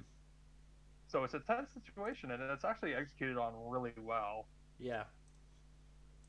And I do feel like that it was a very interesting and organic way to give a spotlight to the younger guild members Hmm. and give them the chance to shine Yeah. in a way that doesn't feel too forced. Yeah. I mean, as I said, maybe it's because it came out on the same day as ReZero. I just never felt like I saw much about it. Oh, it's definitely because it came out on the same day as ReZero. Yeah. ReZero is kind of a masterpiece. Which we will get to, yes. By the way, the one of the other people we'd be doing a podcast on is already on season 2, so we'd only cover season 1 in the first one, so in our first episode about it. Well, we're pretty fully booked up, but try and schedule a time for it, and I'll try and start watching it. Excellent. But yeah, anyways, Log Horizon was fairly good this season. It didn't quite measure up to the heights of some of the better material from seasons 1 and 2, but the highs were still pretty high in this season, and I'd still definitely recommend checking it out if you're a fan of the series. Unfortunately, this is probably the last material we're going to get for a while until the author actually puts out more material. The no game, no life problem. Oh, yeah. Those poor bastards. Also, I feel so much worse for No Game No Life fans. They're waiting for the author to put more than one light novel out every 4 years. That is so awful. Because since like Fucking 2017, rip. we've had one light novel volume, and I think it was 2018. So we're getting close to 3 years without one. So, yeah, feel bad. Feel bad for them. Yeah, I feel bad for them. Speaking of feeling bad about a show, if you're ready to move on. Fuck me. Mm-hmm. Mushoku Tensei, Jobless Reincarnation. Honestly, the final stretch was a lot better than the previous two segments. Is that saying much? And fair, but it does do that is very positive in that it introduces a male character who is a complete and utter shitbag. Hooray! Yes, he's not in the picture, but he was in the other image I sent you, Mil. And basically, he's one of the strongest members of a feared race of demon people who wants to better the name of his people in the eyes of others by doing good deeds. Unfortunately, everyone's scared shitless of him because he's crazy strong and he has the trademark appearance of said demons. So yeah. Clearly, what he needs to do to ingratiate himself with the people is act like a complete sex pest. Nope, he does not do that. I know. I was making a joke about how bad the other male characters are. Oh yeah, no, that is valid as hell. This is a joke. But yeah, he teams up with these two idiot children, and shenanigans ensue. It also gets surprisingly dark in that the is actually with the idea that he might die at this point. That he is very much in mortal danger in his situation, and it could actually be interesting seeing him grapple with that. because he is developing as a person, Maybe even though he is still maybe an another annoying idiot. yeah, maybe another reincarnation will be enough to beat the perviness out of him. Hopefully. But yeah, what was I gonna say? Oh yeah, what's also interesting is that basically the events at the end of I think episode 7 or 8 basically scattered all the major characters of note to the winds. So like they all wound up in like maybe groups of 2 at most. Mm. So it is likely that the next core is going to tackle like several of those groups meeting back with one another as they travel and try to get back home. Mm. It's Should split be core, very isn't it? interesting. Split core. So next Yeah. season is next core is coming out in the summer. Okay. Of course, I might just be an asshole and read ahead of the novels because I am Because an you are, asshole. yeah, you are one of those people who doesn't wait. I mean, I did that with Slime, so. Anime only. What's that? Says Jack. Yeah, basically, I'm gonna do that with a lot of light novels actually, including Tomazaki. Are you gonna do it for Other Side Picnic? Actually, yes, I probably will because I've heard that the anime skips over a bit of the side stories. Tell you what, it also Partially because it skips is over.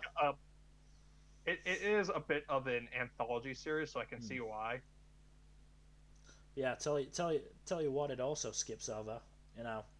But Uh, well, this was the series I mentioned when I was referring to when I mentioned some series didn't bother with confirmation. Uh, yes, like I know there this. is more. I think there is more explicit confirmation in the light novels. I'm fairly sure it's a manga, isn't it? Nope, it is a light novel first, then a manga. Okay, okay. But yeah, I know that this isn't bait because the source material is actually like tagged as Yuri. But coming out Yep, the other side, which is entirely intentional, uh, I can't help but feel I wish it kind was of more disappointed. explicitly confirmed in the anime. Yes. That said, it did feel like a slow burn romance from the start, and I felt it focused more. The series focused more on the whole on Sorao's character development and the exploration of the other side and I all mean, its crazy horrors. I will give it to other side. The more I think about it, the more I do think that it actually did the character development for both main characters really well, just very subtly. Um, Oh yeah, no, it was definitely not blatant in that hmm. up in your face, unlike in some shows. I mean, it could have done with being a little bit more blatant, I think, but like I do think that Oh, it like did actually make sure to show rather than tell that the characters changed. I mean, obviously, Sorao started to care more about other people as the show went on, um, and the one that I'm less sure about this, but I'm fairly sure that Toriko gradually stops bringing up Satsuki. Like she does mention her yeah, no. sometimes, but like right at the start, she would mention Satsuki a lot, whereas in later episodes, I feel like it didn't happen all that much. Also, is it just me, or whenever we did see bits of Satsuki's behavior, it gave me really sketchy vibes? Am I the only one who Oh thought no, no, that? she was super sketchy, um, and it was a little disappointing that we didn't get any sort of payoff for that. But you know, it's an ongoing series, so I understand why we didn't I get that. I feel it's more of a long term thing Yeah, that that Satsuki is we'll see clearly the more of. end game. Like so, I said I understand it. It's a little disappointing, but you know, I'd rather they do that than try and fuck it up the way that another show did. I'm never letting Promise Neverland live this down. Uh, um, yeah, I mean, it was also affected in that it felt fairly episodic. There weren't. I feel I like mean, the source story is something of an anthology, Yeah, as you so said. that is justified. I know. It's just I tend not to like episodic stuff as much. Um, it's There why is also there are some overarching mm, elements like the rescue of the American soldiers was an that I overarching did bit. like because like when they just left them there, it's like Jesus, that's a shitty move. Like the only reason they were chasing them is because you did the thing that they told you not to do. They were attacked because of you, and you're just a little gonna leave them there.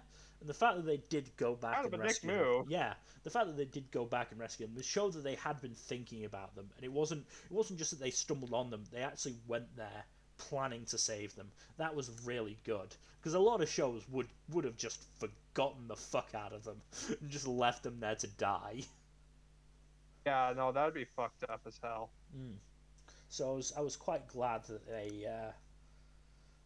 they didn't do that. I assume the reason they didn't go through the portal with the soldiers is because they didn't want to end up in Okinawa. Mm. Like, because they just don't go through it, and they don't say why they don't go through it. They just don't. Which, if they had said, "Yeah, we don't want to end up in Okinawa. We're nowhere near Okinawa," like that would have been fair. But it just didn't really make sense otherwise. Yeah. Yeah, I do. I think I put where did I put this? I put this at eighth, I think. Um, which it's not bad, but it's not great either. But which I feel sort of sums up the show. Like I don't know whether it was. I'm not sure if some of the stories were limited by its clearly limited animation budget or like animation quality, because obviously it. I won't say cut corners, but you know, it had moments of limitation where it tried to save time on animating as much as possible, where they turned it 3D, and it's from. I'm fairly sure the main studio working on it is the only other show they've worked on. I'm fairly sure is Nekopara, which was also not good looking. I find it hilarious that Nekopara is the comparison. I mean, do I you mean, is remember that the fucking only key? other. Do you remember that key visual where one of the characters had 6 fingers? Oh, Nekopara? Yeah, Yeah, that's hilarious. like that's what I'm basing it on because I don't remember anything from Nekopara's animation because I spent most of my time covering my eyes, not wanting to watch it. And if any of you are in the chat, fuck you guys for voting for it for FMK. That helped kill it. I mean, we did kill it on FMK as well. I know, but like, yeah, it was. Nekopara is bad. Other Side Picnic is fairly good. I doubt it's gonna get a second season, but I would be interested in it if one were to get made.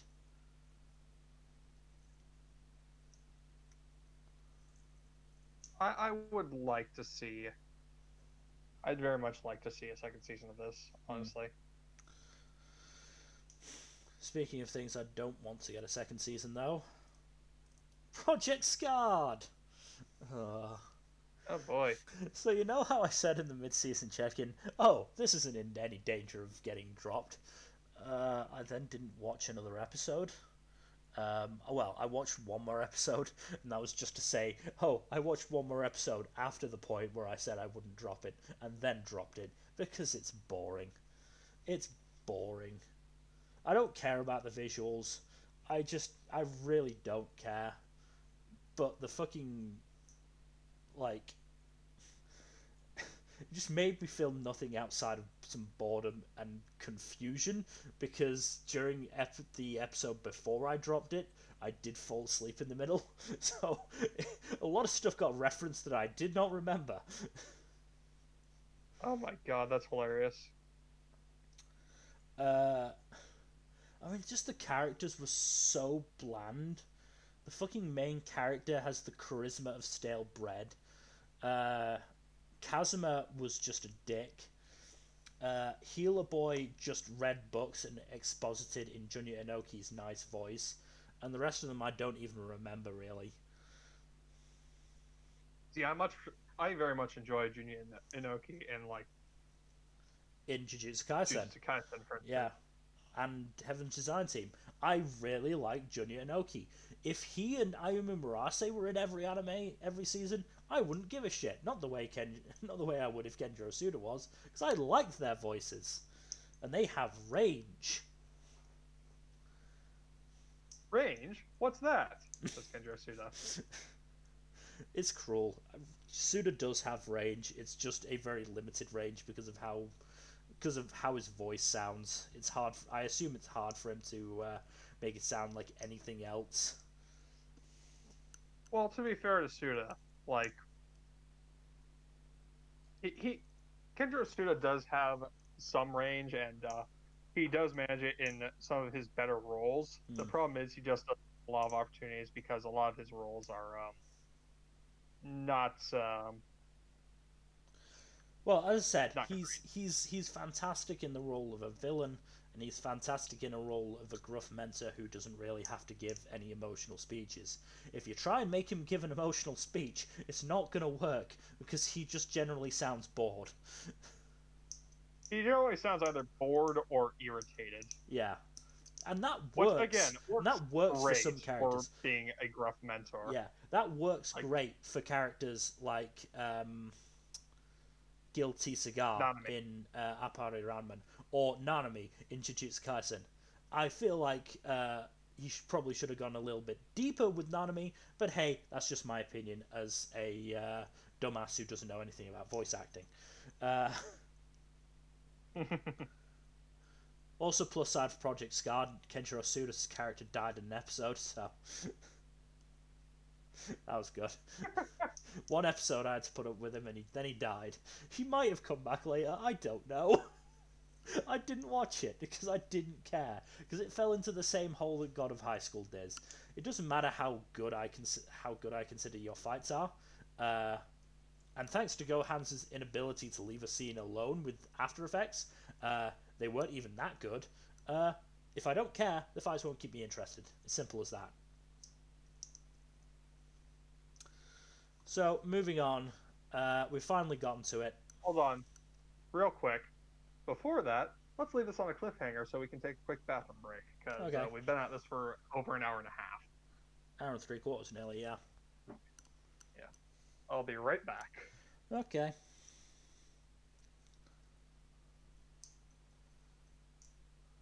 Clearly my bladder is made of sterner stuff than Jack's, because I rarely have to go to the bathroom during a stream. Yeah, what should I gush about while he's away? I'll gush about Jujutsu Kaisen some more. I fucking love that show. Like, just the sheer, like, technical side of it in terms of, like, how sort of strategic the fights are. Like, as we said, there's a bit where, like, Todo is figuring out a strategy, and yeah, he does get fucking get yeeted by Hanami's branch limb, but you know, he was still trying to figure something out. We also didn't mention there that we also saw Kachitsu and Eso's older brother, Choso, who was introduced playing I believe the game of life with Mahito and Geto, and crushing his peace when he senses that his brothers have been killed, which, you know, that's setting up for some good fun stuff. I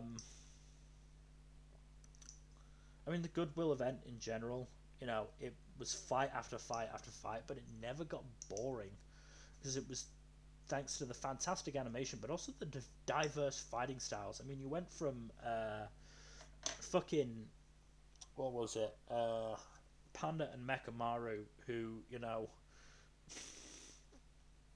basically beating the shit out of each other to Nobara and Momo or Nishimiya, and which was very strategic and very much based around Nobara trying to get Nishimiya's broom thistles, to fucking Maki just beating the shit out of Miwa and Mai, to then fucking Megami versus Kamo, which, you know, and then into Hanami versus Todo Nucci. We haven't talked about Gojo, who fucking damn near murdered Hanami with Hollow Purple, which was also beautiful, and fucking destroyed one of the other curse users, who, you know, who had been obsessed with making I think it was a coat rack out of Gojo, and then Gojo literally with like a flick of his finger just fucking twisted every limb he had, not including his head, if that is a limb. I'm not sure. I think it is. Yeah, we're going to be talking about the first season in when are we talking about the first season? When are we talking about the first season? 22nd of May. Had to push it back a little bit, but I'm looking forward to that immensely, because that's going to be so much fucking fun. It's going to be so much fun talking about Jujutsu Kaisen. We are only going to be talking about the anime content, to avoid spoiling all y'all who are anime onlys. I also can't wait to talk about the Jujutsu Kaisen movie, because I reread Volume 0 the other day, and it's really fucking good. You can understand why it got so popular that they asked Akutami to make a fucking series out of it, because it is really good. Anyway, we need to get to it. Here comes the Promised Neverland screenshot. Oh, that's right. I made it a fucking manga cover, because fuck going through that show trying to find a screenshot from some of the final episodes. Fuck that shit. Seriously, fuck the second season of Promised Neverland. What the fuck were the producers on? Oh yeah, and you know what this is? This is a cover from the Goalie Pond arc, which anime only's fucking missed because Cloverworks are fucking dumbasses. It has one of fucking Emma's best fucking outfits. I love that outfit. I wanted to see it fucking animated, but no. I also have this one as well, which is this is Emma confronting the villain of that arc, Duke Loivis. I'm not sure how to pronounce it, and I won't ever know how to pronounce it because they didn't say his fucking name, because he didn't exist in the anime. Ew. And genuinely, he is the best antagonist in Promised Neverland, I think. Like, yeah, genuinely I was agree. So fucking intimidating. It's a damn fucking shame, too, because, Tell you who he reminded me of. I watched the first Pirates of the Caribbean about a week ago. He reminds me of Barbossa with the hat and the little pet. Oh, interesting. But yeah, like, I'm so sad that we didn't get to see Goldie Pond. I don't want to talk about Promised Neverland too much because A, it depresses me, and B, to talk about the end of season 2, the final season, we'd have to talk about basically the end of the series. And seeing as I haven't gone to that, I don't want to do that. You know, the problem is, it might as well be an entirely different ending because it skipped so fucking much. Yeah, I know. You will die mad about this, honestly, because Same. this pisses me the fuck off. Honestly, it would not have been hard for them to adapt the manga faithfully, but no. As I said, genuinely, looking at what Cloverworks has done, I don't think they want to do season 2s. I don't know why they announced Promised Neverland season, or certainly not multi-series, or multiple seasons or something, because they've only done first seasons for a lot of things. Promised Neverland is pretty much their only season 2. and then they fucking did this with it. So clearly they didn't want to do it. You know what's funny? Guess what the Mal rank rating of it is right Oh, now? it's below 6. It's 5 point something, I'm sure. 5.79. 5.79. It started at 8.4 when the first episode of the season dropped. It dropped over 2 full points, which Right. is obscene. Yeah. I mean, just looking at what else is out there, Looking at the Cloverworks' only stuff, the only they shows did that the are Funny Girl Senpai movie, but that's it. the movie is a completely different thing, though. Yeah. As I said, I just don't think they wanted to do season 2, based on, I mean, just I mean, somebody claimed that they were intentionally sabotaging Promise Neverland, and I had to say, what evidence do you have of that? Except for the entirety of season 2, of course, because that, you know, God. is sort of evidence. Sort of. Yeah. I mean, I don't know. It could just be sheer incompetence. We don't know.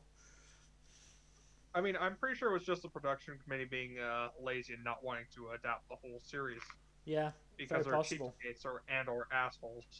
I mean, maybe it's just they didn't want to be, you know, locked into what would probably be 4 or 5 seasons of Promised Neverland. But the issue is, even though the manga ended almost a year ago, it's still immensely popular. Yeah. Oh, it absolutely is, and that's why it's so weird they did this. Because that's the thing. Promised Neverland could have made them a lot of money because it is really popular. Like, it's not on the level of sort of the big series like Demon Slayer, My Hero. Obviously, not One Piece. Nothing's on One Piece's level, really. Not consistently, anyway.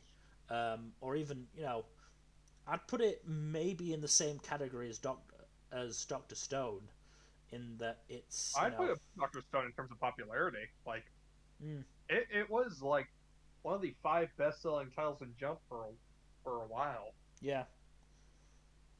No, it was really popular, and for them to do this, just so strange because it's going to get them nothing but bad press. Yeah, no, like the production committee is almost certainly in the shits now because of just all the controversial decisions behind this. And like, no one understands why, to my knowledge. No one has like a solid explanation. Yeah, no, we haven't heard anything. I mean, it got to the point where people stopped being credited for writing the episodes, which is not a great look. Yeah, but no, I honestly think there's something screwy at Cloverworks because this is not the only show. I mean, we talked about Horimiya earlier about the fact that it rushed through a ton of content to get to the end. We've obviously got this, and then we will get to Egg. We will. Oh boy, will we get to Egg? Oh boy, that's gonna be a fun talk. Yeah, but yeah, I wanna finish off this Promised Neverland bit by talking about just how good Goldie Pond is, because I've instead of continuing to watch the anime, I just dropped the anime and started reading the manga again, and like, or reading where season 2 should have picked up, and mostly because that's all I've got in terms of physical volumes. I don't actually have volumes 2 to 4 or 5, I think, of the manga for some reason.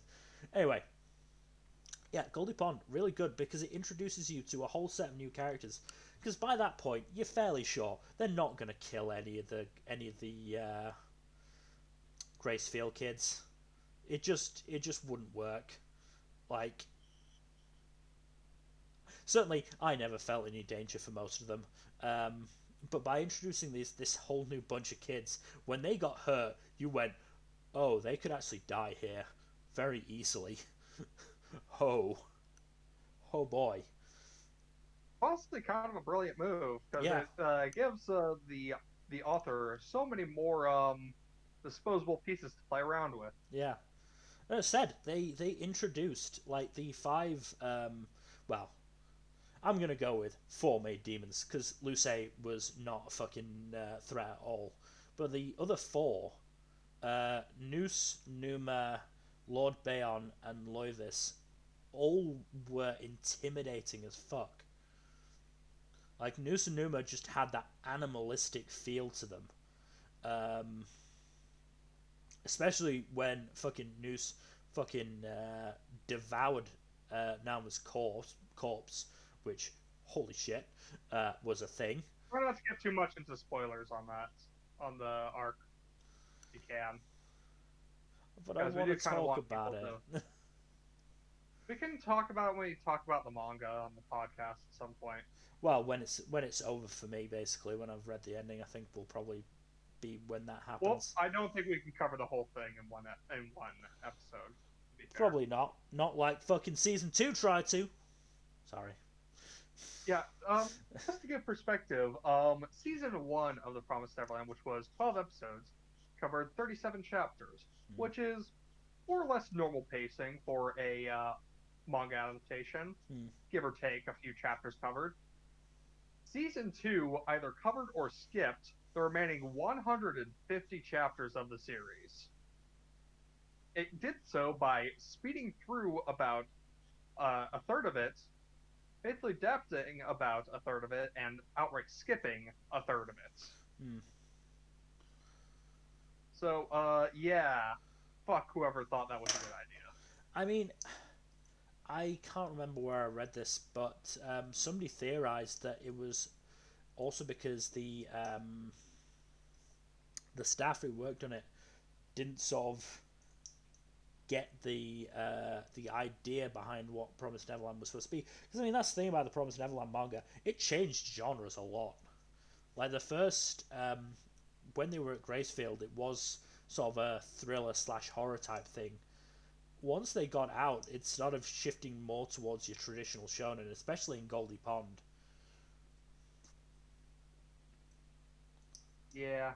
Though obviously with a big edge of strategy to it, which, you know, was so well done. Like, again, because I mean, we mentioned this in the mid-season check-in. Emma at the start of the series is exceptional because of her athletic abilities more than anything else. Yes, she is smart, but she is not like certainly not as smart as Ray and Norman. Throughout the series, she gets so much better at that, and there is certainly not that I can remember. There is no better example of that than Goldie Pond. Yeah. Like, her strategic thinking in that. All at the, you know, using the advice that I think it was Ray gave her while in Gracefield, while they were playing chess. Like, think about what move you would least like the opponent to do. That's what they're going to do. Plan for that. Which is good advice, honestly. Yeah. Not to mention, we lost out on I'm gonna say his name, Yugo, which was a really good character and a really interesting relationship that developed between him and Emma. Honestly, out of all the cuts, that's probably the one that hurts me the most. But yeah, we should move on. So, from Promised Neverland Season 2, we go to Quintuplets Season 2. Which had a similar problem to Promised Neverland, though not quite as severe. And that did pick up the pacing quite substantially compared to Season 1. I believe it covered 50-odd chapters to Season 1's 30-something. I don't know the exact chapter count, though. Yeah. But yeah, it covered a lot more content than the first season did, but I feel like they, the amount of manga chapters would make it difficult to cover in exactly 3 or 4 seasons without having some extra episodes. So I think they did this as like a compromise to kind of make sure that the final season is complete. Yeah. And feels evenly paced. still, some of the stuff in this season was really good, especially especially Nino and Miku had some of the best development this season. Hmm. I think Yotsuba did not get a lot of spotlight, but that did improve towards the end of the season. At the same time, though, it's kind of really hard to top Miku and Nino's developments. Hmm. Although Ichika also had an interesting direction with her character that I don't want to spoil. Hmm. 1, 2, Yeah, 3, 4. Shouldn't there be 5? yep, there are 5. Itsuki also gets some developments, but Nobody he cares does about not Itsuki, apparently. think anyone cares about Itsuki. She's out of all of them, I think she's the one who's the least popular in the fandom, and for good reason. But yeah, that screenshot's actually from the season finale, and it was actually a really good finale that helps. That was a nice stepping stone to Miku's character arc. Yeah. I mean, it's a shame I'm so against harems, because Quintuplets does seem like a good series. It is a good series. Honestly, even I think part of what helps it above most other harem series is that all the girls have a pre-existing relationship from before the guy gets introduced, Mm-hmm. and that relationship is still important to them throughout the series, even when their their love for the guy comes into conflict with their relationship with each other. Yeah. And that actually hurt a lot this season Mm-hmm. with a lot of conflict between the sisters because several of them are in love with the same guy. Mm. And I think like it does a good job of exploring that much better than most other harem series, which are just like either don't explore conflict at all or do so in like Mm. kind of just treat it as almost non-existent, really. Yeah. But yeah, no, this is easily one of the best harem series, especially since like it does such a great job of exploring the characters and their relationships with each other, Mm-hmm. as opposed to just like, oh, all of it revolves around this one protagonist, so dense it might as well be a black hole. How dense is the protagonist? He's actually not nearly as dense as like the standard harem protag. That's good.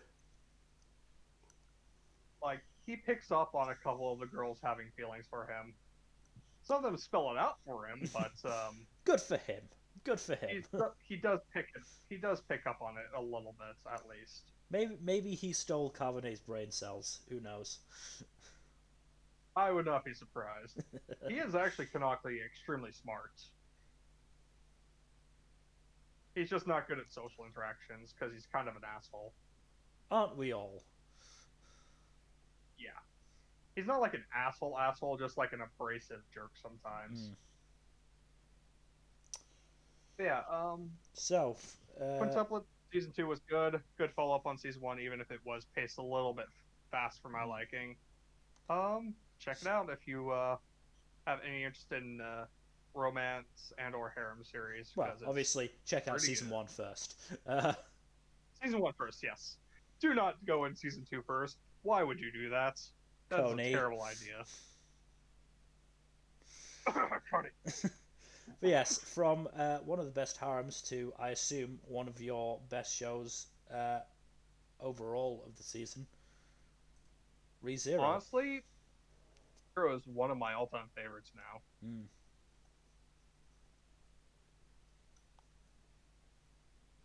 Like, legit, it might go up into my top 10 at some point. It is very close to there right now.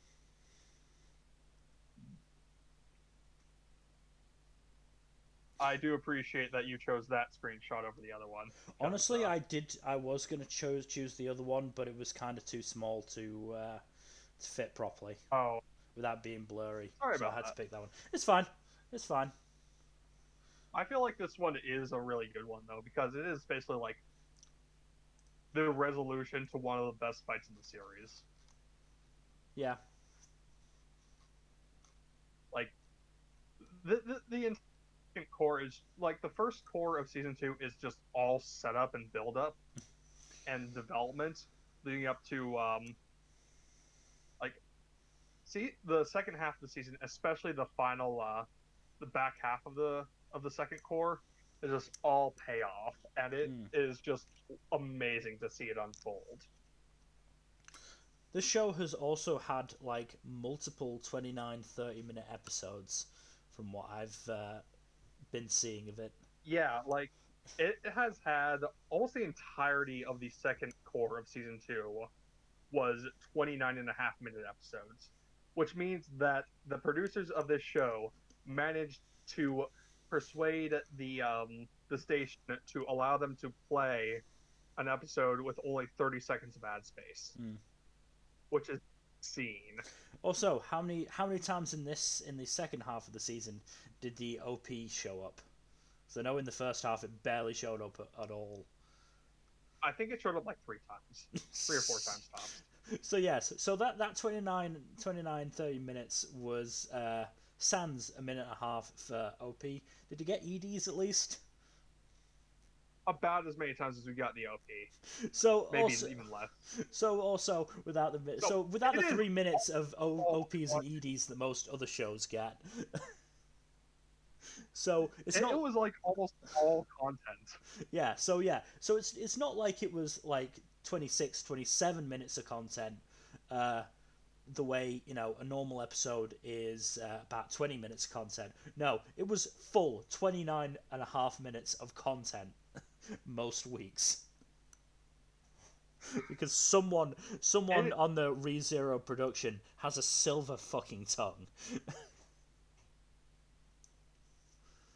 Either that or they just paid really fucking well to the station. Like, jeez, that was. I mean, it's not even that big, that like popular of a studio. I wouldn't, certainly not one that I really White Fox? think of. White Fox, yeah, White Fox actually has done a lot of stuff. they have Let's done a see lot real of stuff. quick. They've done a lot of big stuff actually. Now that I look at it, because they've done Steins Gate, Akame ga Kill, fucking Goblin Slayer, Devil is a part-timer, Devil's Part-Time. That's what it Monogatari. is. Yeah. Unfortunately, they also Um, did Paranoid Hero, but Every has their duds. just wish But yeah, Cloverworks no, ReZero is wasn't one of Promised their Neverland. hits, and ReZero is one of their biggest hits, and for good reason. It's just such a fantastic show, I will get to it. and honest, I will. I won't I'm have a not choice trying to soon. persuade you at all, Mill. No, not at all. It'll replace the usual bland isekai I have a season, which I've now vowed away from. Yeah, honestly, this and Log Horizon are the isekai I will recommend to you because they are really fucking good. Just be warned that ReZero is absolutely really brutal to sit through sometimes. I've sat through Egg. I can sit through this. You have no idea how brutal some of Subaru's deaths are. That reminds me. Didn't one of the maid twins get like crushed at some point? Yep. Was it the popular one or the not popular one? Yes. Oh, both of them got hit. Damn. Literally every character in this series has died at some point in one of the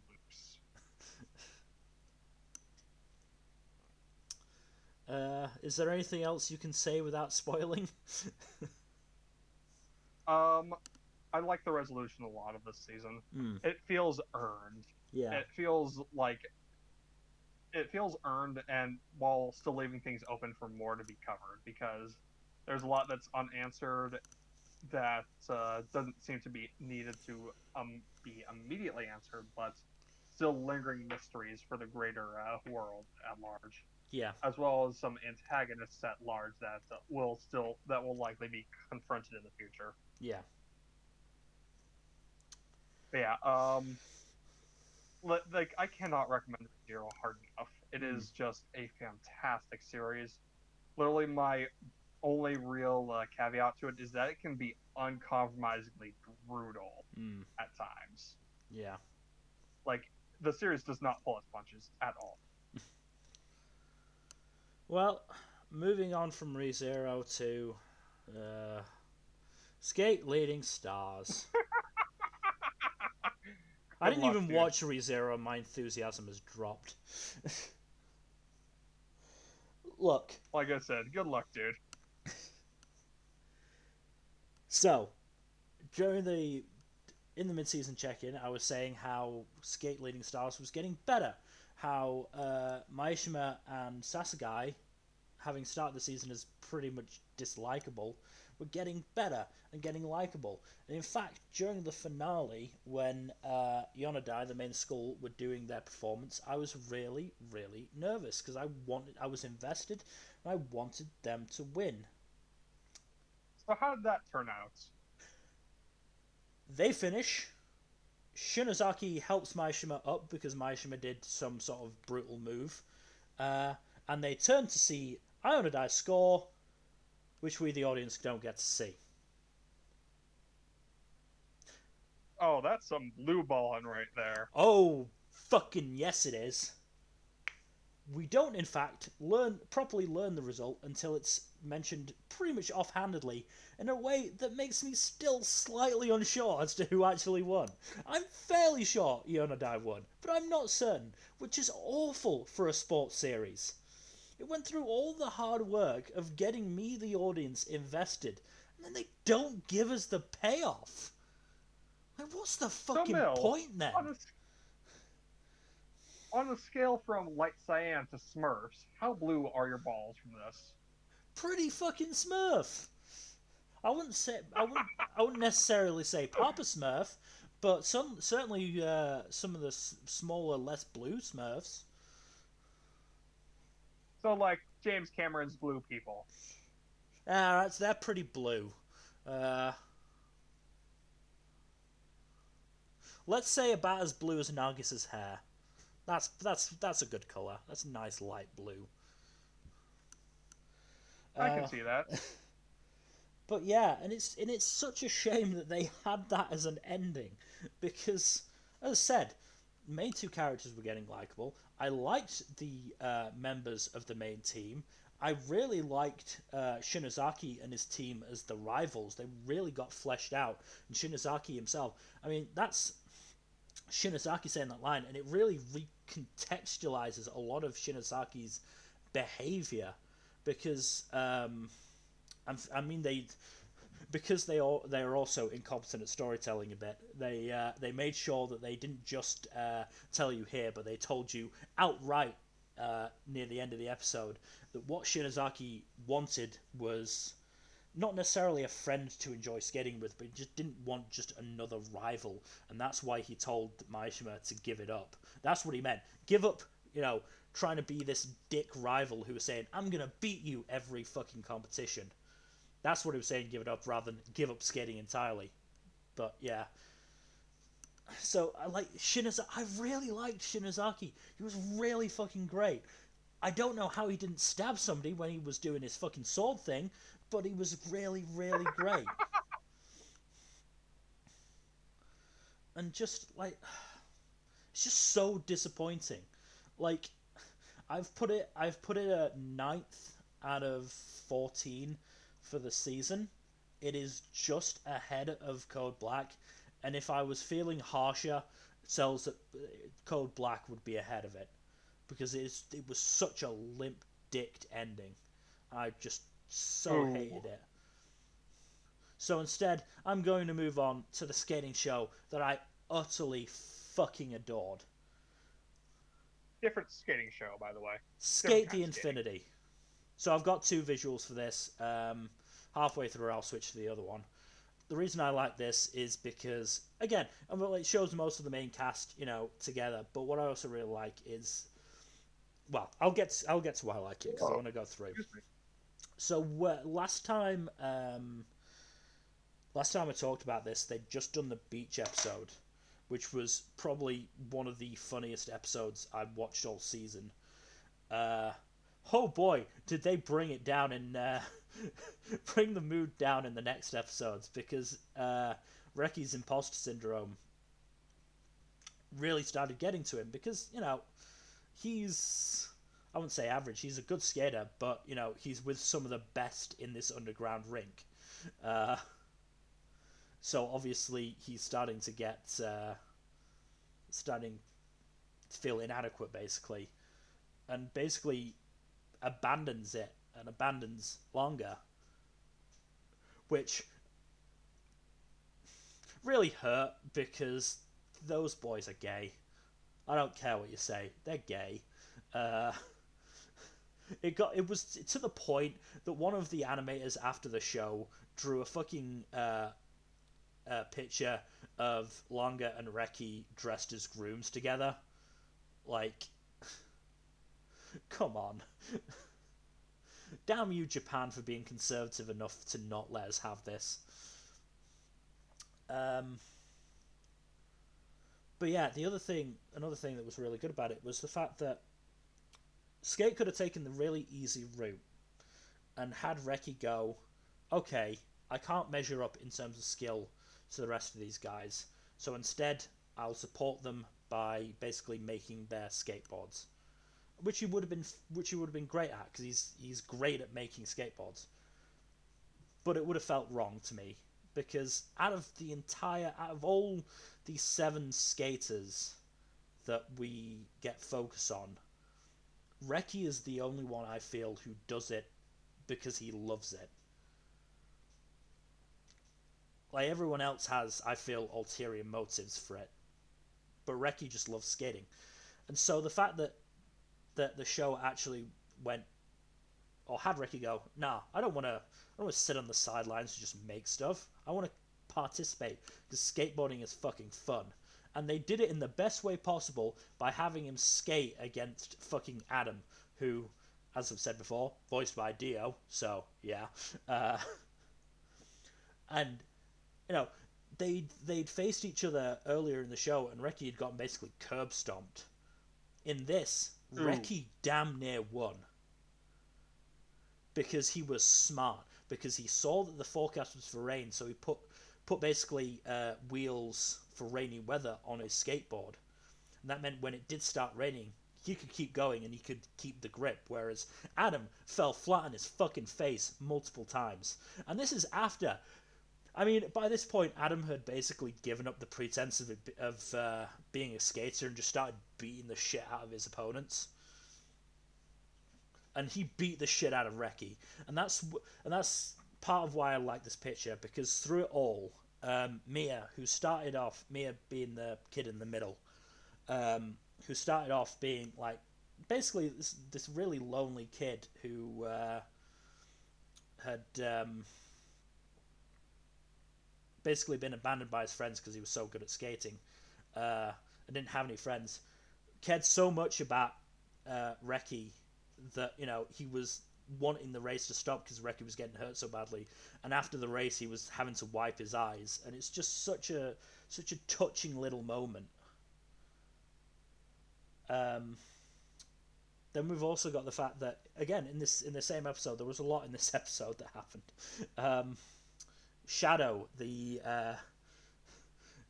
clown slash florist, was basically injured and was in hospital, and the guy with pink hair gave Shadow his robotic skateboard so that he could basically stream the match between Reki and Adam, which again is a really nice touch. The final episode, I didn't dislike it, but considering it didn't have a confession, I didn't like it as much as I could have, and by that point I'd stopped caring about Adam as an antagonist, because he was just, the fact that Reki got so close to fucking beating him just really removed any like idea in my mind that he could compete with Longa. Oh, he had a He had the fucking gall to call Reki a third wheel when he was third wheeling it up the entire show between himself and Reki and Longa. Yeah, no, I love the show. This made it to my favorite actually new show that hadn't carried over. Second behind Jujutsu Kaisen overall. I love this show. It's hard to top Jujutsu Kaisen. It's really hard. Oh, the other visual, which after Longa won. Oh, this is what I'll mention about the last episode. It was a photo finish. Longa skated straight at Reki and jumped on top of him, and was really happy. Not because he won, but because he'd had fun and was now with Reki. That's gay as fuck, boys. That's gay as fuck. Like, the entire time that Longa was on top of Reki, I was just mentally chanting, kiss him, kiss him, kiss him, kiss him, kiss him. But no. I do empathize more with more with the review Starlight crowd now, because I know how it feels to be so sure that that there is gay in your show, but the show not actually give it to you. But yeah, I just love this show. I just love the way the main cast interacted as well. They became just such good friends. It's fantastic. So onto one of your shows, Spider Sakai. Yes, Spider Sakai. That is actually my favorite gags in the series. I kind of had to choose that screenshot. It's a little bit blurry, but meh. It's kind of funny even not knowing the context. So the context is that dude in the armor is speaking the native language of the world, but she does not understand it because this is her first time interacting with. I think either the second time she's interacted with humans. Period. Yeah. Mm-hmm. And the first time was in a much more hostile context, so they didn't even try speaking to her. Yeah. So yeah, he tries to speak to her in his native language, and she doesn't understand a fucking word of it. She tries in Japanese, but he doesn't understand what she's saying. So she just gets fed up and says, while he's talking, and says, "No habla isekai." So she went from Japanese to Spanish. Spanish. Yeah. Yeah, that's one of the funnier gags in the series. And honestly, like, I gotta say that the second half of the core was really fun and interesting. Partially because it reveals that so this has been switching back and forth between Spider Side and the Human Side, with the Human Side covering what happens to the rest of the class after they got reincarnated. Mm-hmm. And in the second half of the core, we are given the reveal that Kumoko's storyline, the Spider storyline, is actually 15 years earlier than the Human storyline. Okay. And there were several hints throughout the first half of the core to suggest that, but once it gets revealed, a lot of things get clicked into place. That, oh, so that's why things seem different. Yeah. So if this was 15 years before the Human Side, what's the deal with Kumoko now in the human present?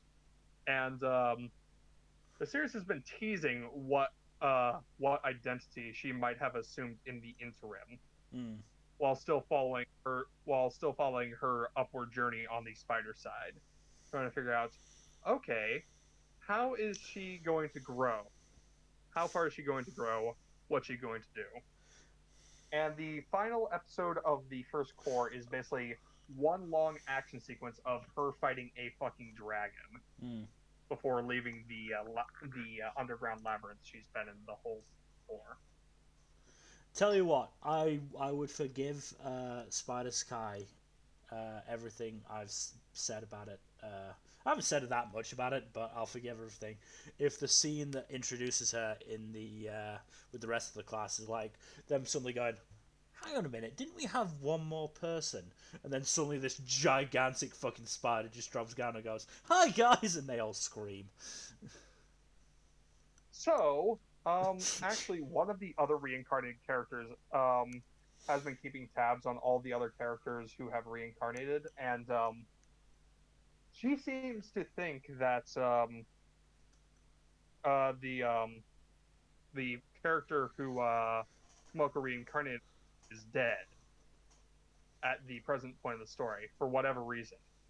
Now, we have no idea what to make of that information. Because it So, could be true. Who knows?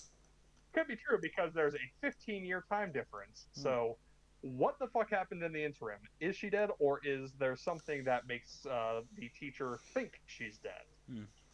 So, there are a lot of mysteries going on here, and it's interesting to puzzle things out. As I said, that's Trying that's to how figure I out. would handle her reintroduction. But I'm not, Oh, it's one of a. those fancy dancy light novel authors that clearly know better. I mean, I've heard that the light novels for this are actually on the better side. Like, they're actually Not quite the good. highest bar in the world, if we're gonna be honest. Oh no, definitely not. But like, as I said, I've heard they're quite good.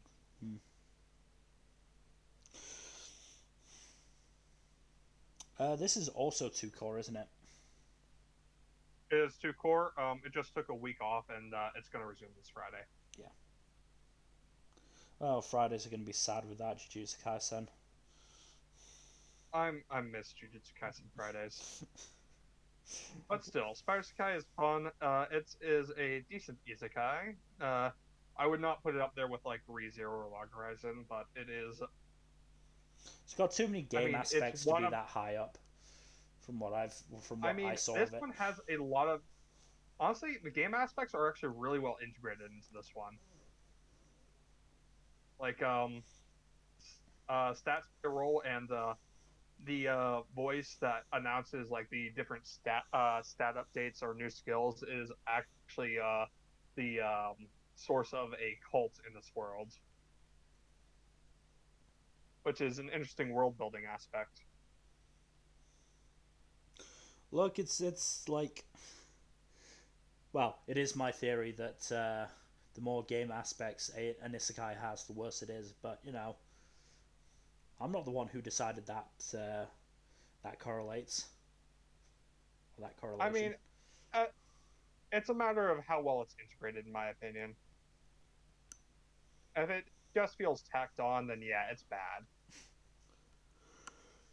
No ifs and or buts. If it's just like tacked on because I'm too lazy to come up with actual world building, so I'm just gonna use game stats as shorthand, then yeah, no, that's bad. Well, again, I mean, I've said this in the Discord, but how many game aspects do ReZero and Log Horizon have? Well, Log Horizon is based around an MMO, so of course that's gonna have game aspects, but ReZero has none. My point stands.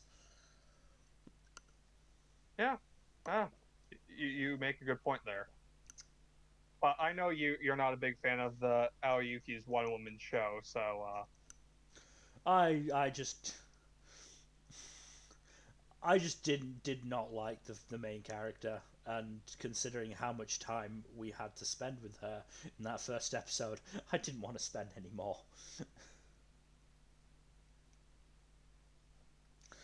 Like, I'm sure it got better, just the same way that fucking Slime got better after its first episode, where I didn't like having to spend pretty much the entire first episode with Rimuru and then Veldora. But this time I was not willing to give it we'll more of a talk chance. about Rimuru when we get to Slime. Oh, we will. But in between that, we of course have Last Dungeon Boonies. It's been so long since I watched the last episode of this that I almost forgot my opinions on it. I haven't forgotten my opinions on it. Well, honestly, like, this was actually one of the first shows to wrap up in winter. If I remember correctly. I think mine was Skate Leading Stars. That like dropped. No, my first one to wrap up was Code Black because that's had a few episodes Yeah. released early Mm. because they did the Erection two-parter. Yeah, they doubled up quite a bit with Cells at Work, both season 2 and Code Black, I think. God, but yeah, this was the first one to finish properly without doubling up or anything. This and Other Side Picnic. This wasn't too bad of an ending, honestly. It does have Lloyd start to recognize his imposter syndrome, and it actually plays a role in the finale that he feels weak and useless, partially because he's actually up against a tough opponent that gives him a hard time. But at the same time, and I do find the of the three main antagonists, two of them have actually interesting motivations. That one of them wants to is a former hero who was artificially constructed, but wants to become a villain so he can finally die, and he's using Lloyd as his hero counterpart to kind of finally guide himself to his death. And the other one is Lloyd's older brother who wants to basically create a scenario for Lloyd to live out his dream of being a hero / soldier. So he plays the villain. That's such a good older brother. I know, right? But yeah, that's actually quite heartwarming. Yeah, it's actually pretty clever. Good for the brother. Yeah. If only he didn't have the Yandere and the lolly. There are some good elements throughout this. I will say, like, some of these are very much present throughout the final stretch, though. So I will also say that Riho gets a lot more prominence in the back half of the season. Actually, I'm glad. Pretty much from episode 5 onwards, because... oh, good. Riho the episode after I dropped it. Yeah. Riho is the fucking best, honestly. She's the best character in the show. That was my instinct as well, and that's why I was so sad that she didn't get much focus in those first 4 episodes. And why I was so annoyed that instead the fucking 100-year-old lolly chief who perved on the 17-year-old in pretty much her every scene and needlessly humiliated Marie in every other scene got focused instead. My thing is, Lloyd's 15, not 17. Is he 15? I'm fairly sure. I thought Riho is 17. Okay. Lloyd, Marie, and Selene are all 15. I could have. I'm pretty sure I checked the wiki. I checked the wiki. Oh. It says that Lloyd, Selene, and Marie are all 15. Which is kind of funny because Marie does not look 15. She looks like she's 20 at least. Damn, he is 15. That makes it even worse. Oh, it does. God. I mean, it's just... And then, of course, Yandere Selene, who just no. Yeah. Yandere's are consistently bad. There are probably only a handful of good Yanderes. At best. Yeah. Not going to disagree with you there because I don't think you're wrong. And if anyone wants to bring her up, no, Toga is not a good Yandere. Stop trying to ship her with Deku. No. Stop. Bad.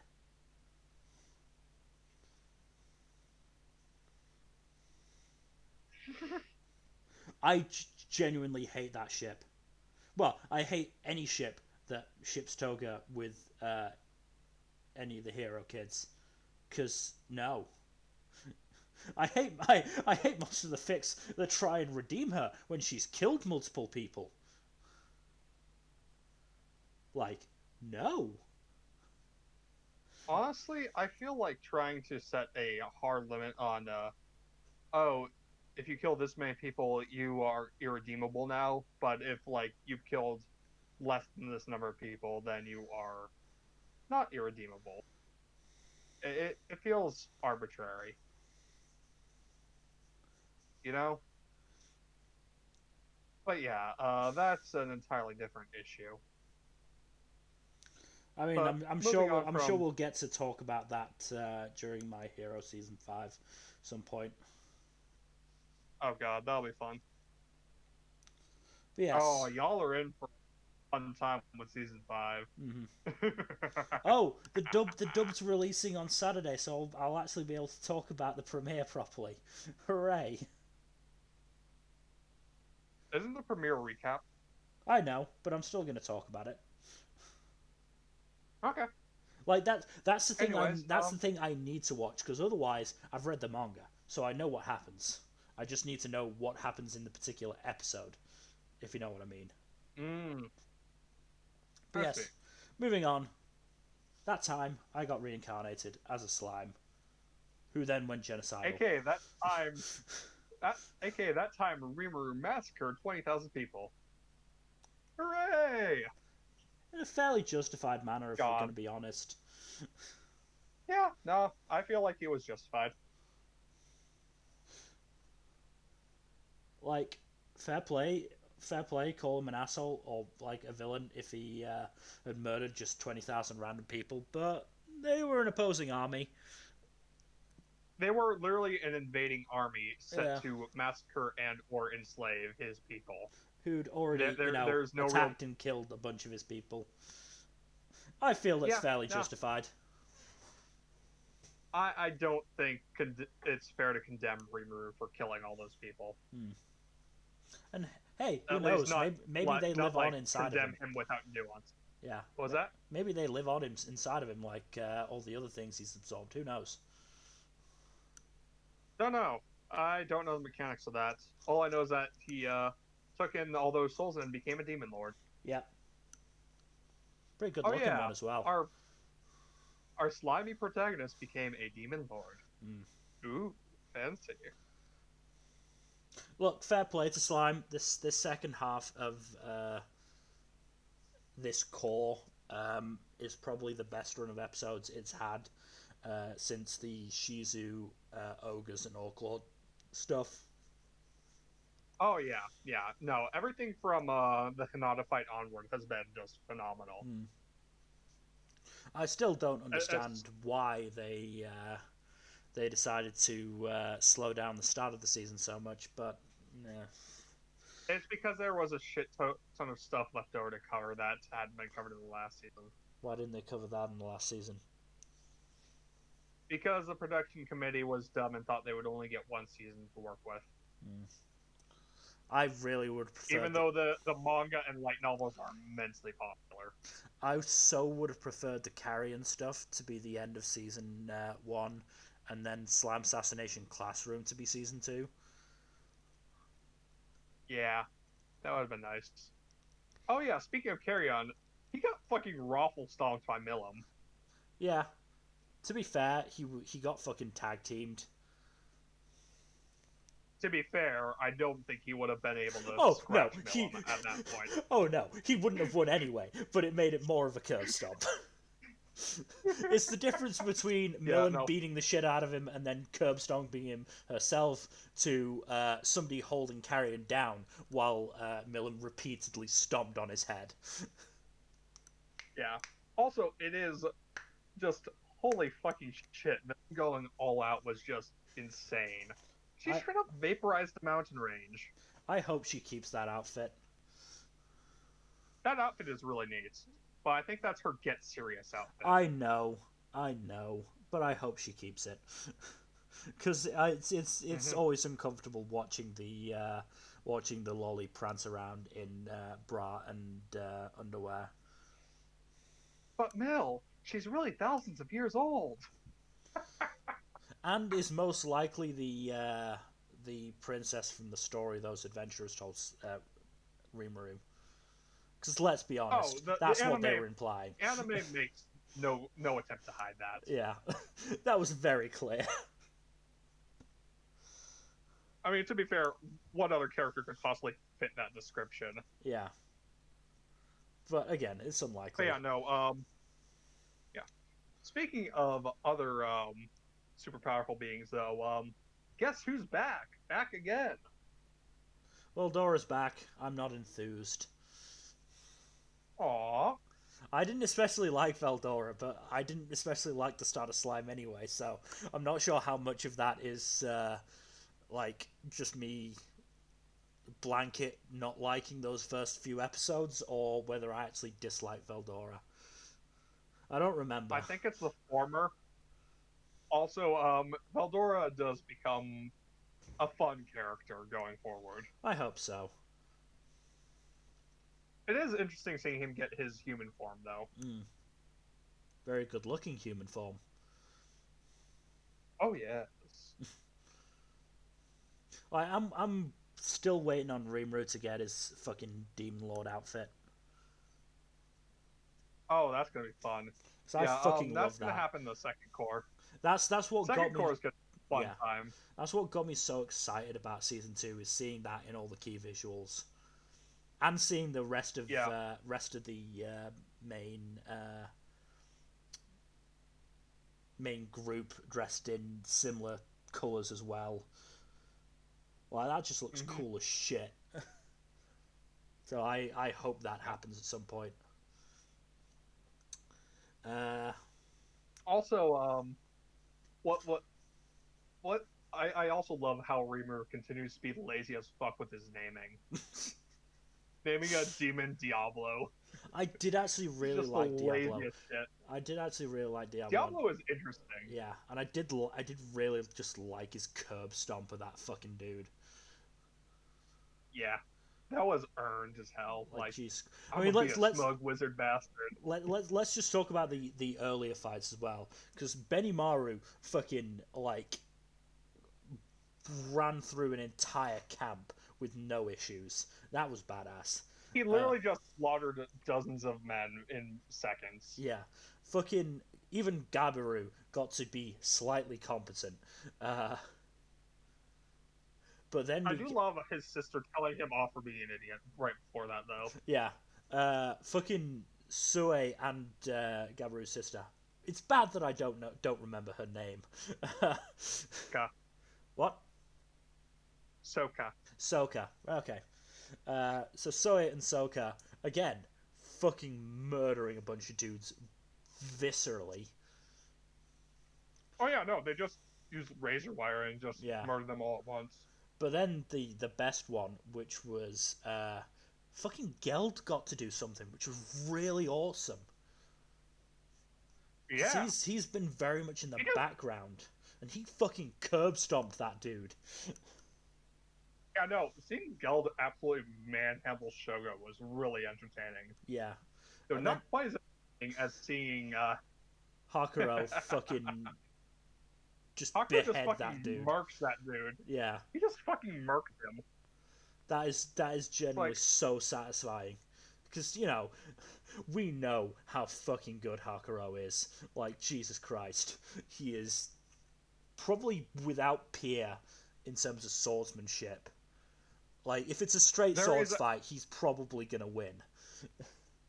There is only one character in the canon who has a chance in hell at matching in swordsmanship. It's fucking Hinata. Yeah. AKA the woman who actually gave Rimuru a run for his money. Like, the fight of it. Yeah. She gave Rimuru the fight of his life, let's be real. Like, he would have died if he hadn't pulled that stunt. Yeah. So, and it's just so satisfying.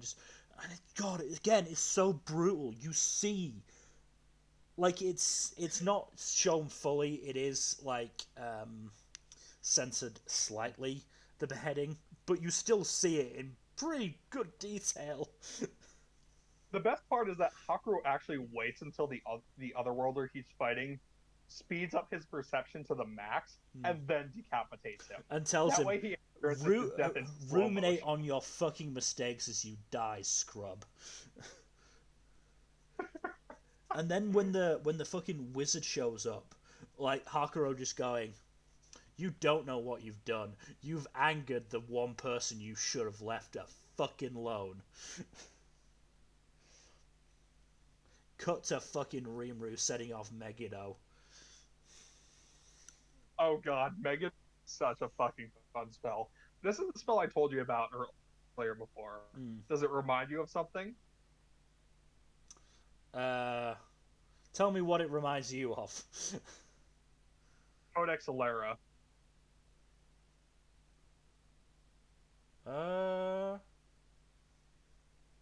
The magnifying trick. Oh, I wouldn't say so. Not as It's much. him doing that hundreds of times on a small scale using water droplets. Yeah. That's what Megiddo is. Mm. It's literally just using thousands of water droplets to magnify rays of sun. Oh, is that what it was? I thought it was just sending fucking water through somebody's No. skull. Okay, okay, No. that makes it a lot cooler.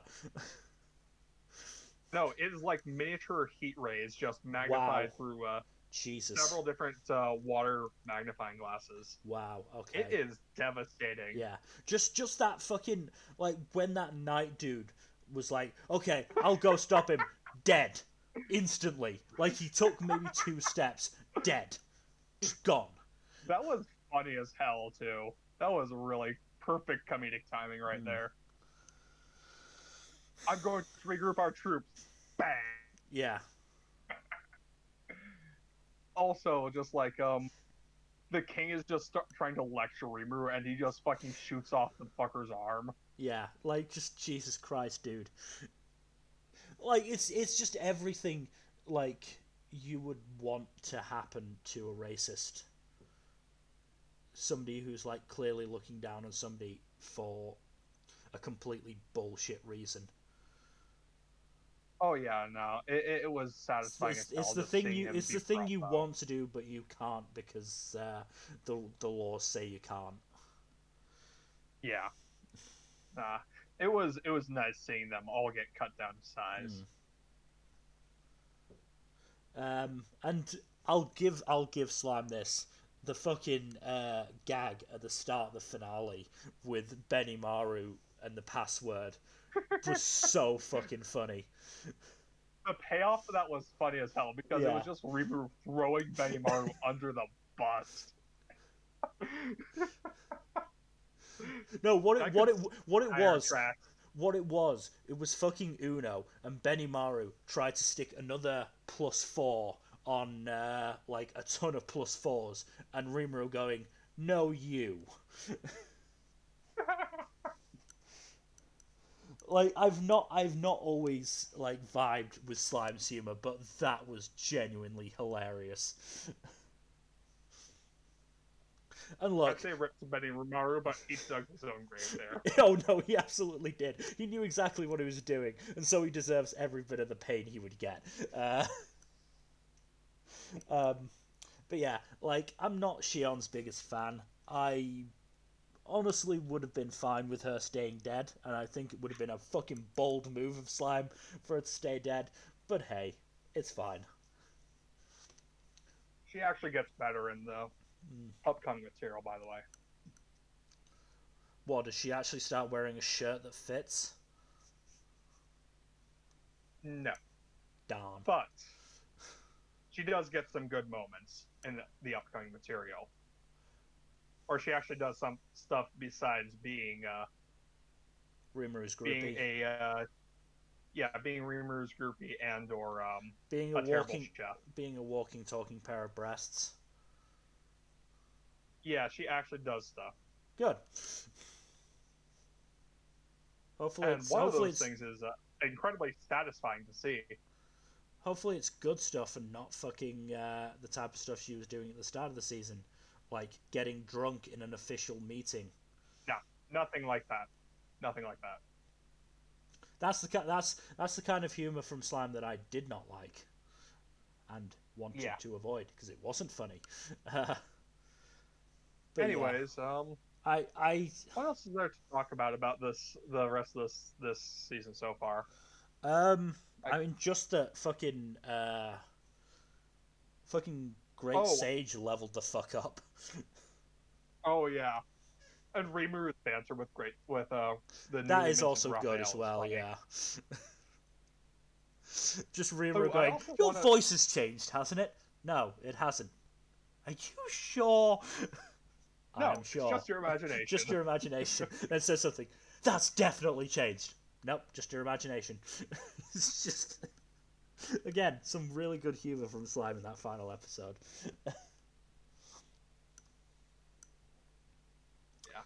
Also, what was it? I do like how the situation with Mulan played out as well, because that was interesting. Yeah. Just Rimuru fake out kills her, and it's like, Mm. oh, sorry about that. I didn't actually kill your girlfriend. In a dark way, I also really like the joke with Crucius saying, "It's fine, I'll just wait for you to die. We both live longer than you, puny human, anyway." It's just like, Jesus. Okay.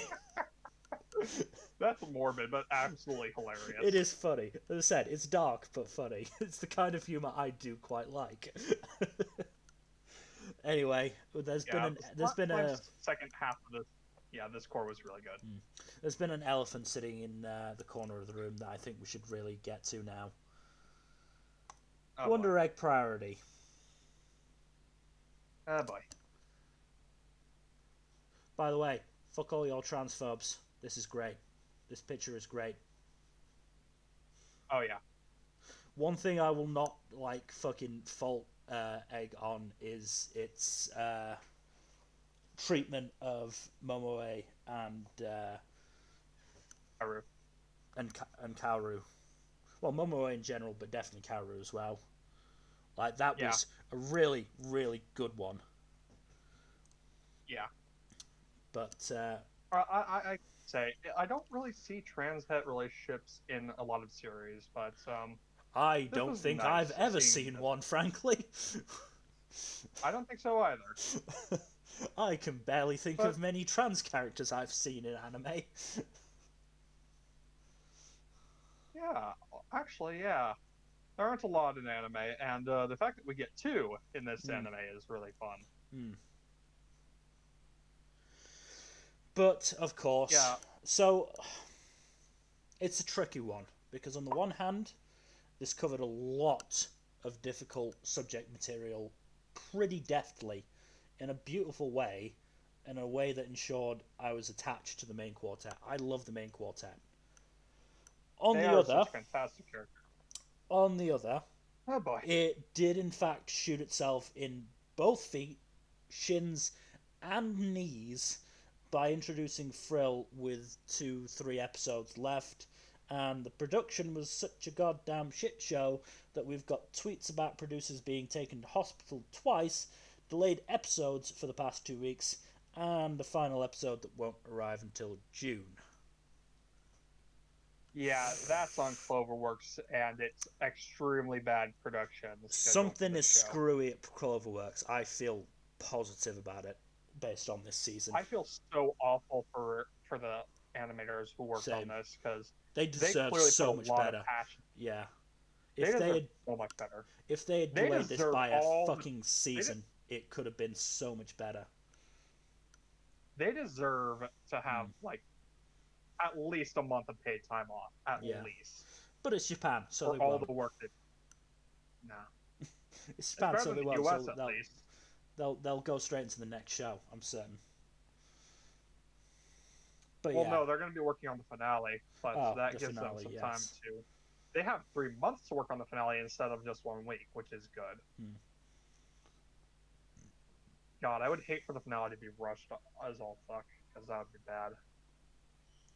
I'm not sure I'm not sure even if the finale is as perfect as it can be. I'm not sure if they'll be able to save it. Because I'm sorry. The finale does have to tie up a few loose ends, yeah. I'm sorry, just introducing Frill so late is such a big mistake. It's not gonna. It maybe if they get it absolutely right, Egg will still be pretty good. Yeah. But it shouldn't. It's just really hard to judge Egg right now because, it's really hard to judge it because we don't know what the finale is like. I'll tell you how. Just don't know. I'll tell you how I'm judging it. I'm judging it on the fact that it introduced this story instead of keeping it about the girls. Because by doing this, I do It feel like reduces Ai's role in the story to basically a soldier for the Arkas, and neither of them deserve a damn thing, knowing what we know. I This, will say that Uraraka is mildly better than Akka by sheer virtue of Uraraka not being the absolute scumbag that Akka is. both of them are scumbags. Like, Oh both of them no, are both of them really, are really scumbags. bad. Both of Uraraka them is left. just Both of them slightly left. less of a scumbag. Yeah, both of them still left Frill knowingly locked in that chamber for 15 years. Yeah, no, that was fucked up. Also, but I will say the Frill episode works in a vacuum to illustrate the themes of the show pretty well. I just think its placement in the show's overall narrative was poor. Frill could Like have it worked. should have been it should have been introduced much earlier. Frill could have worked if Egg was too core. If they spent a That core and a I can half understand, yeah. covering everything about the girls, facing their demons and defeating them, and then the final half a core facing Frill and her lieutenants. By leaving it till episode 11 of a 13 episode show to properly introduce her, as I said, you're shooting yourself in the feet, shins, and knees. It's, as I've compared it to before, it's been walking a tightrope the entire time, and it decided right before the platform to do a fucking backflip, and now it's hanging on by a fingertip. I was actually gonna say it was juggling plates and they decided to add chainsaws to the mix. Yeah, Flaming chainsaws. But as said, I will also say this is still my favorite show of the season, partially because of how well it covered some of its themes so well, and Ai's arc in the finale just hit me like a truck. It didn't hit me as much, which I will get to. I've got it at 7th, Like, which is about middle. So, like, it just resonated with me extremely hard because I've been to that place of darkness, and just knowing the message of how important it is to love yourself. And what got me the most was I didn't want to, the other Ai, the alternate Ai who killed herself. What motivated her regrets doing it the most was that she was going to miss her mom. That she hurt her mom by doing that. And that sentiment, the loved ones you leave behind will be hurt most by you killing yourself. That's what kept me from doing it at my darkest points. And a lot of people would probably feel the same about that. A lot of people who've been in that situation, who've been to that dark point. And I think it was really beautifully handled. I absolutely... It wasn't perfect, but I think it was beautiful. I absolutely admire Egg for some of the messages it has come out with throughout its run. The only one I take issue with is, as I've mentioned before, the whole thing about suicides with the Arkas, but I think that's more a case of the head writer's opinion coming through than anything else. Yeah, because the director seems to be on the correct side of it. The director is brilliant. Like they clipped that. Well, it's even been said that they changed that scene and they wish that they had made it, or they had made the girls' denial of it even more emphatic. Yeah, even more clear cut. Meanwhile, it still becomes pretty apparent that the Akkas are sexist assholes. Yes. But yes. No, it I should do have been agree. made more. But yes, no, the vast majority of the messages that Egg comes out with are necessary messages, and they are messages that a lot of shows don't even try and touch and try and handle. I mean, just fucking Momoe and her storyline. Like, 99% of shows don't even try and bother with that.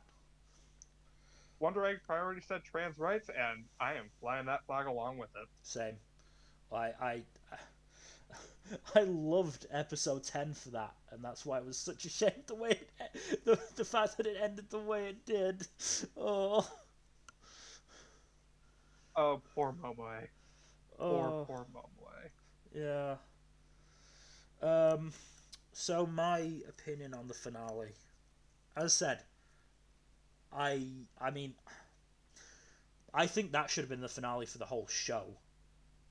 Frankly, That would have worked pretty well as a finale because without the yeah, girl stuff. because honestly, that's what it should have been. Because Really, it should have been it's this. the resolution to Ai's character arc. Yeah, this is what the show should have been. Is it should have been a personal story, not one about fighting some battle between Thanatos and Eros. It should be about. I do that. Shit. What was I gonna say? I do think that. I also appreciate that we actually didn't get a firm answer on why exactly Koido killed herself. That's Because fine. sometimes you never know. Yeah. And it's more about I coming to terms with that and understanding that she will probably never know exactly why Koido did it. But what's important is that she peace with her debt, with her friend's death, and understands that she is gone, and she has to find her strength to move on with her life. I mean, I wonder if you can go through Egg and see if I correlates to the 5 stages of grief. You probably could. I would be. Also, I am willing to wager that at least part of the reason Koido killed herself is because she was in love with Ai and thought it was undivided. Very possibly. There is definitely a couple of scenes where that definitely was implied. Yeah. So I'm fine with that being left ambiguous. I'm not. Yeah. I'm not okay with Sawaki being left ambiguous, and it was left ambiguous. Yeah. I do wish there was more. It was clearer on that front. Like Sawaki was sketchy from very early on, and we do not get any firm resolution on if he was really involved with Koido and or alternate Ai's suicides. And I think there's the implication that the Wonder Killer Sawaki is like a projection of all of Ai's insecurities and doubts and grievances with Sawaki and his relationship with her mother, but we don't really have a firm answer on what his deal is. And that's such a shame, because the series had done so well to deal with how it had dealt with the power imbalance between young girls and adults, mostly men in their life. To not give a proper answer about Sawaki really leaves a bad taste. Like, I don't know whether it's because the writer that we mentioned earlier didn't actually really see an issue with Sawaki's behavior, or whether it was just something that got cut because of everything else they had to get through. I don't know. And maybe we will get a proper answer in the final episode in June. I don't know. I have no idea. I frankly have no idea what Egg is going to do, because they have a lot of shit to cover in 23 minutes. We don't know if it's going to be just 23 minutes or not. That is a good point, Mick. They could double length it. Who the fuck knows? I certainly don't. I have 3 whole months to work on it, so who Yeah. the fuck knows? I mean, Not me. mhm. I mean, we'll have to see. It would certainly be a big fucking help to them if they can have a double length episode. But yeah, at the end of the day, I did really like Egg, but I should have loved it, and the fact that I don't loved Egg, but is I disappointing. do feel like Egg could have been a 10 for me, but instead it ended at a 9 because of that feeling of incompleteness. I'll say. And just to make it clear, neither of us are blaming the production staff for the issues that they've faced. No. All. It is absolutely to do with the studio and the production committee for not planning this out properly. Like this if it was going to be this much of a clusterfuck, it should have been delayed to spring. Yeah. Simple as that. I mean, here's the thing. Like, Skate also faced production issues, but it's fairly clear that that was simply because of COVID and the limitations that forced onto the production of the show, which again is fair enough. Like, there's nothing any of us could do about the pandemic. Egg.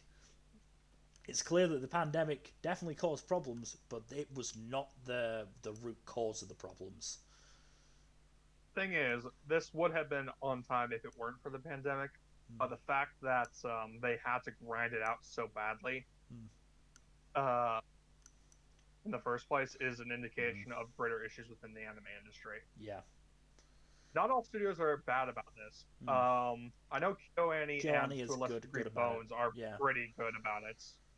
But Cloverworks clearly is not good about it and needs to get its shit together. If this season has shown me anything, it's that something is screwy in Cloverworks. Oh, I disagree with you there. And it's frankly made me not as willing to watch the show that they've got coming out in spring. Shadow's House, right?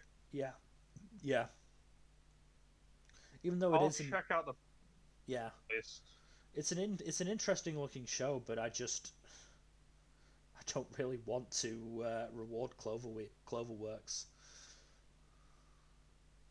knowing that they've done so badly this season in all 3 of the shows that they've had.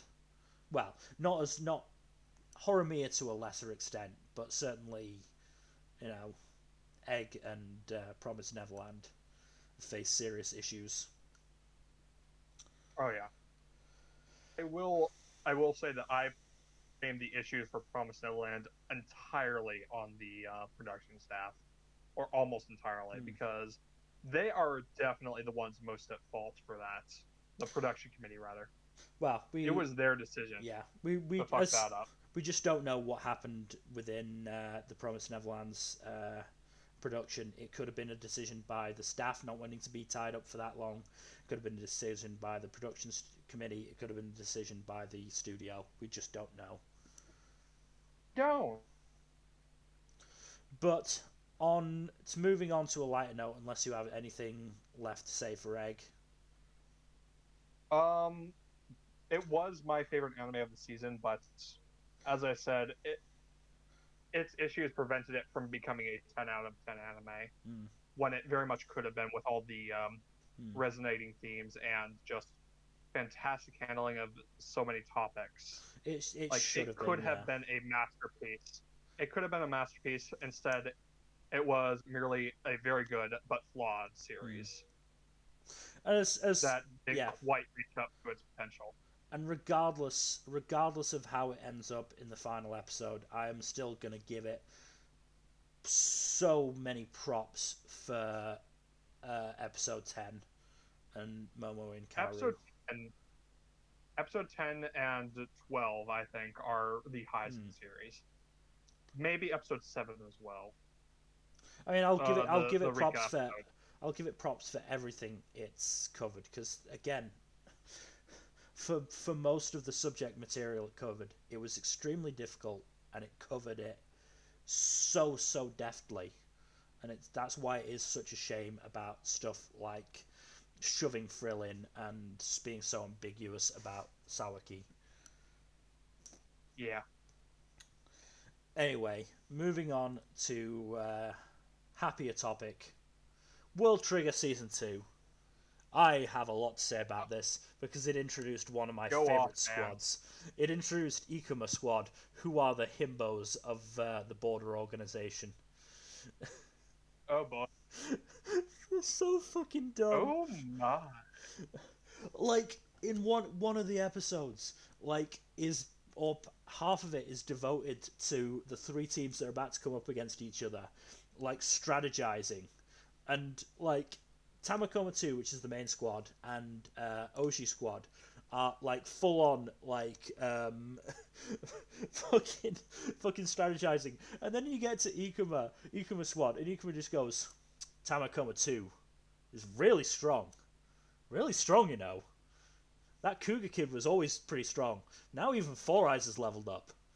And it's just, and they just go off on a tangent, and like by the end of it, like they've got like they end that particular segment with like Tamakoma saying, we're gonna get the points we need to move up the ranks, and Oshi squad going, we're gonna show these rookies what the top ranks are like. And then you get to Ikuma, who's just talking about his favorite curry, and it's just and then you get to the actual fight, like they're the first ones to get somebody taken out, and all Ikuma has to say, and this is where the screenshot is from, is like, damn, we lost somebody.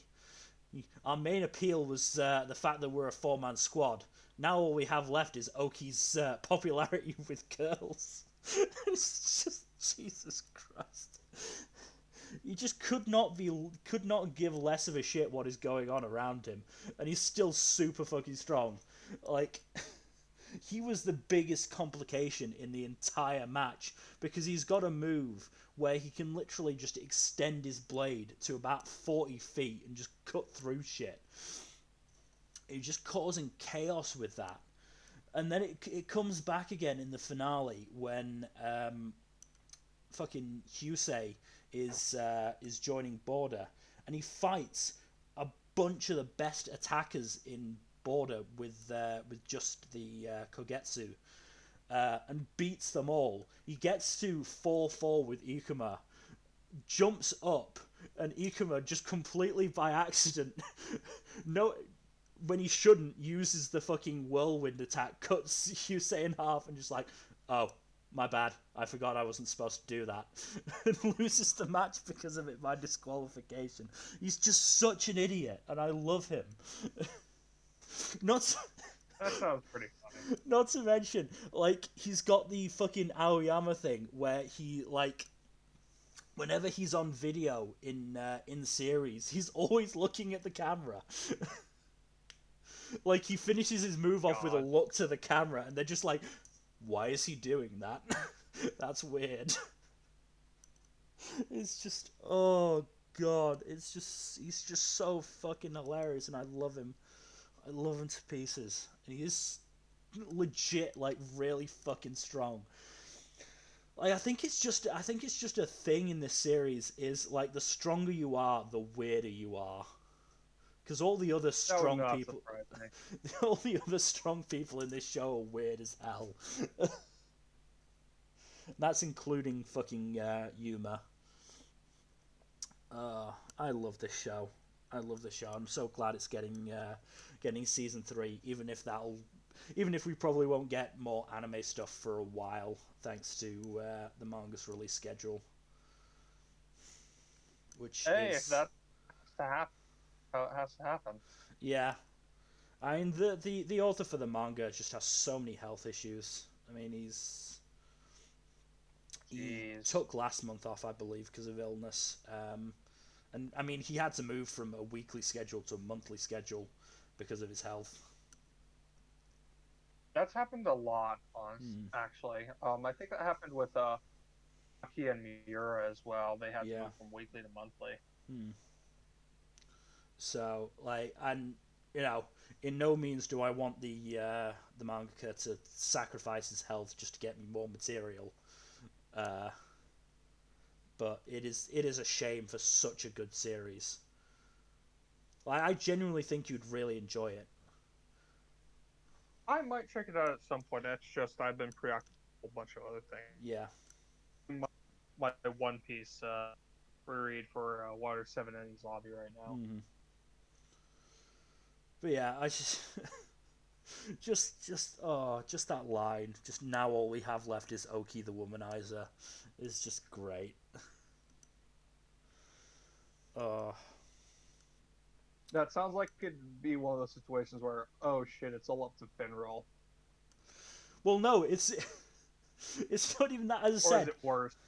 it's not even that. Oki is good at his job. It's more a case of, as I said, like instead of being upset that he's lost a man and is therefore like at a slight disadvantage, he's more bothered at the fact that his appeal, their appeal with girls is that they're a 4-man squad compared to other people's 3-man squads, and now all they have left in terms of popularity is Oki being handsome. And being popular with girls that way, and they make him take out Chika, the 13, 14-year-old girl on Tamakoma 2, because they say his popularity with girls won't take as much of a hit if he's the one who takes her out. It's just, oh my god, they're just such idiots. They really are. Yeah, that's kind of mean-spirited humor I actually like. And all the while, Oki, who is the sniper, is just very calmly saying, "No, I'm not that popular with girls. It's fine."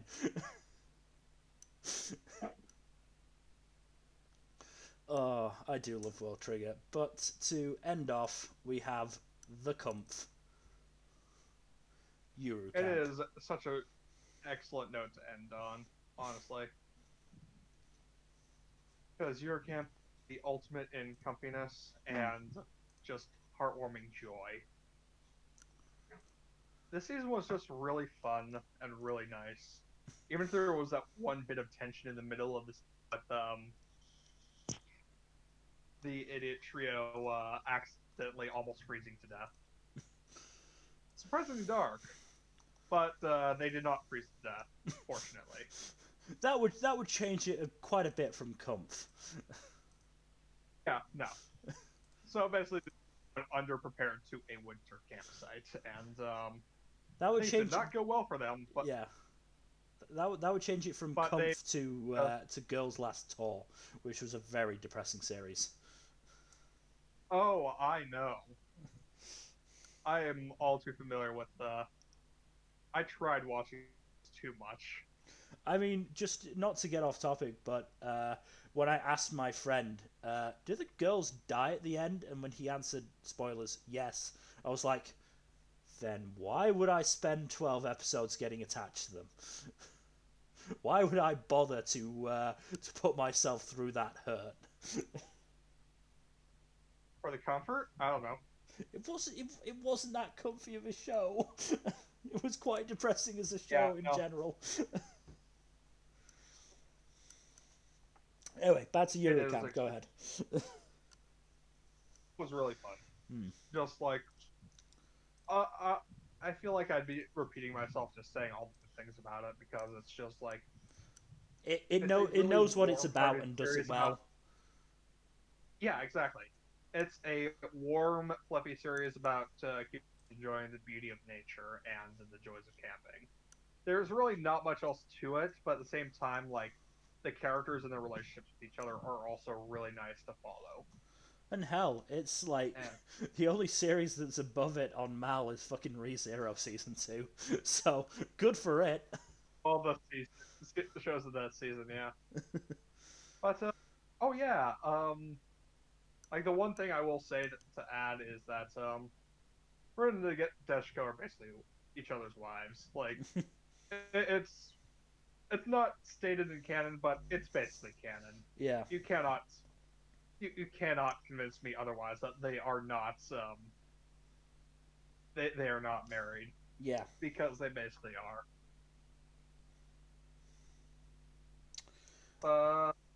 Yeah, no.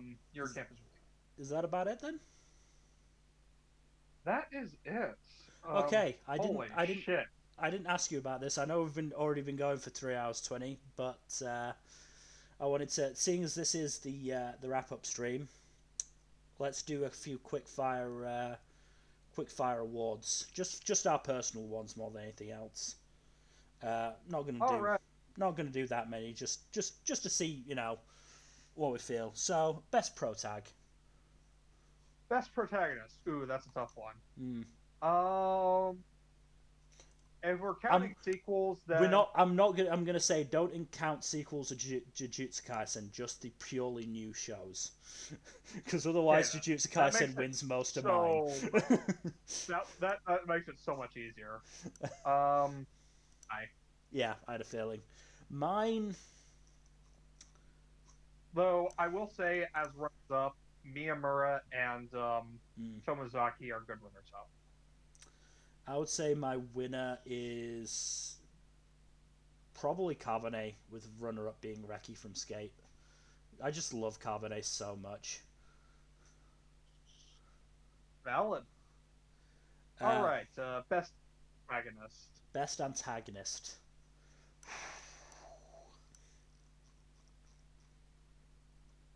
It's kind of hard because there's not a lot of good antagonists. There haven't been that many antagonists this season, yeah. I mean, at a stretch, Inari from Kimono Jihen, maybe. I mean, if we're gonna pick somebody from Kimono Jihen, I'm gonna go either Shiki's uncle or those Yuki Onna. Ooh, yeah. I feel like those are strong contenders just for how bad they are. No, you know what the big antagonist this season was? Promise Neverland's production committee. Yes, okay. Easy winner. Easy winner. Easy winner.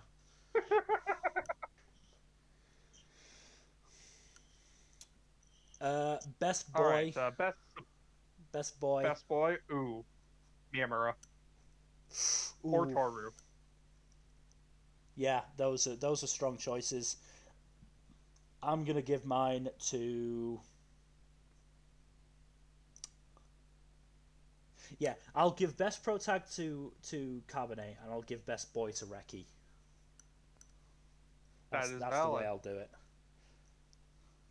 Yeah, I think I'll say Toru with Miyamura as runner-up for best boy. Yeah. Best girl then.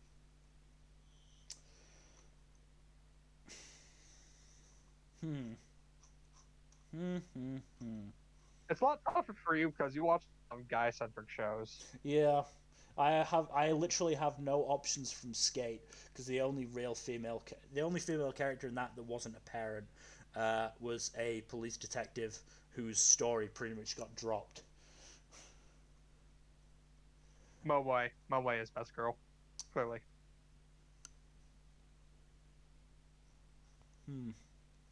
I'm probably gonna go with I on that actually, because I didn't give her best pro tag. That's fair. Yeah.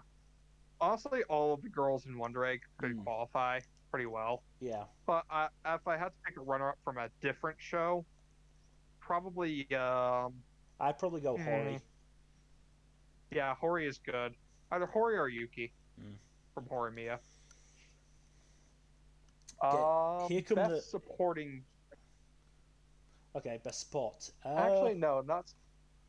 Let's just go with best supporting cast because picking a single supporting character would be a nightmare. Yeah. Probably Horimiya. Yeah. No, that's kind of hard to contest that. I will say though that my runner-up for new shows is Tomozaki. Mine is probably Heaven's Design Team then. Heaven's is also really good. Shit. All right then. The hard ones for me personally. Best OP. Fuck. Yeah, there have been some really good OPs and EDs this season, so I am finding it very hard. I can't decide. if we're counting sequels, I can't decide on it. We're not counting sequels.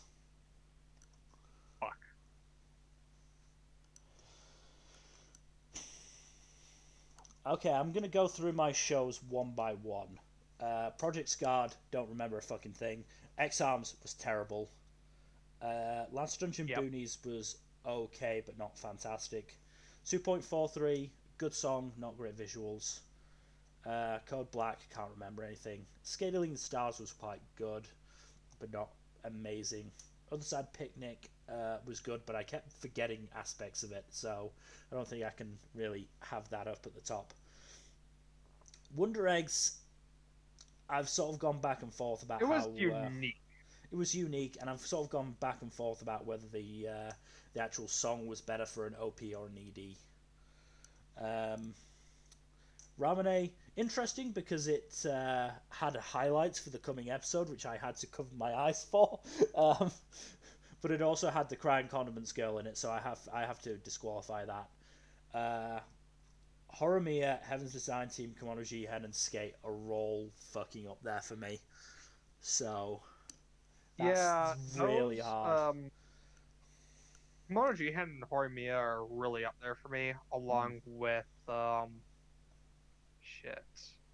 Yeah, Komodo Jihen, Heaven's Design Team, and Tomizaki are probably my three favorites for new shows. Cells at Work Black is also really good. Hmm. I can't pick one. It's too hard to pick just one. Oh, what do I want to go for? You don't have Fuck to it. pick one. Fuck Just it. pick- I'm gonna go with Skate winner, runner up, Heaven's Design Team. All right. Best ED. I'll go with Horimiya winner as and Heaven's Design Team runner up. Always the bridesmaid, never the bride for Heaven's Design Team, eh?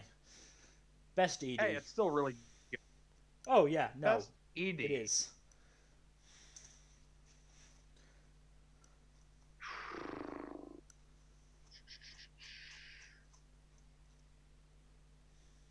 Honestly, I'll give best ED to Horimiya with runner up for Tomizaki. I think I'm gonna go same as best OP because I really loved how Skates OP did the various ways you could wipe out on a skateboard, and it also had those That's damn. not funny.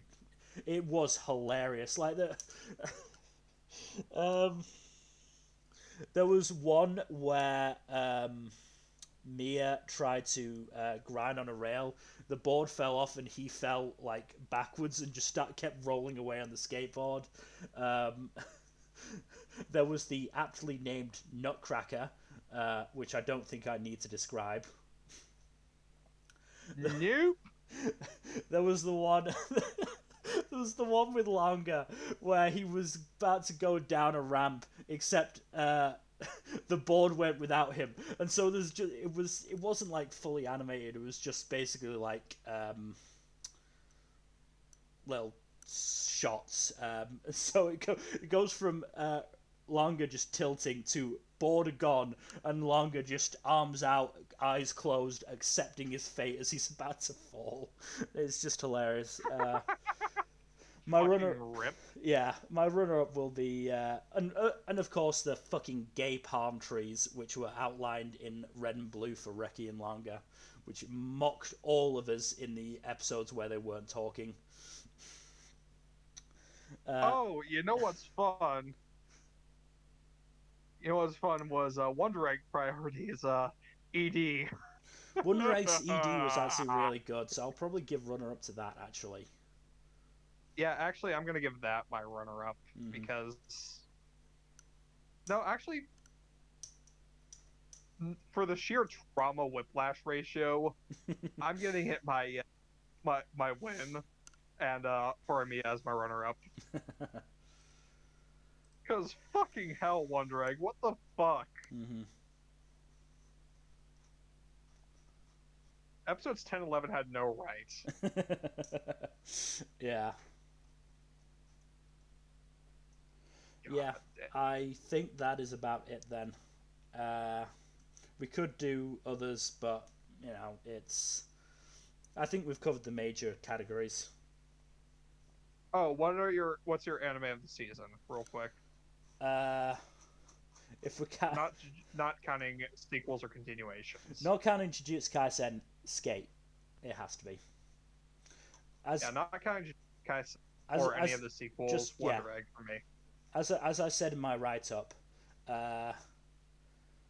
like Skate is frankly the show that's left the biggest impact on me, other than Jujutsu Kaisen this season.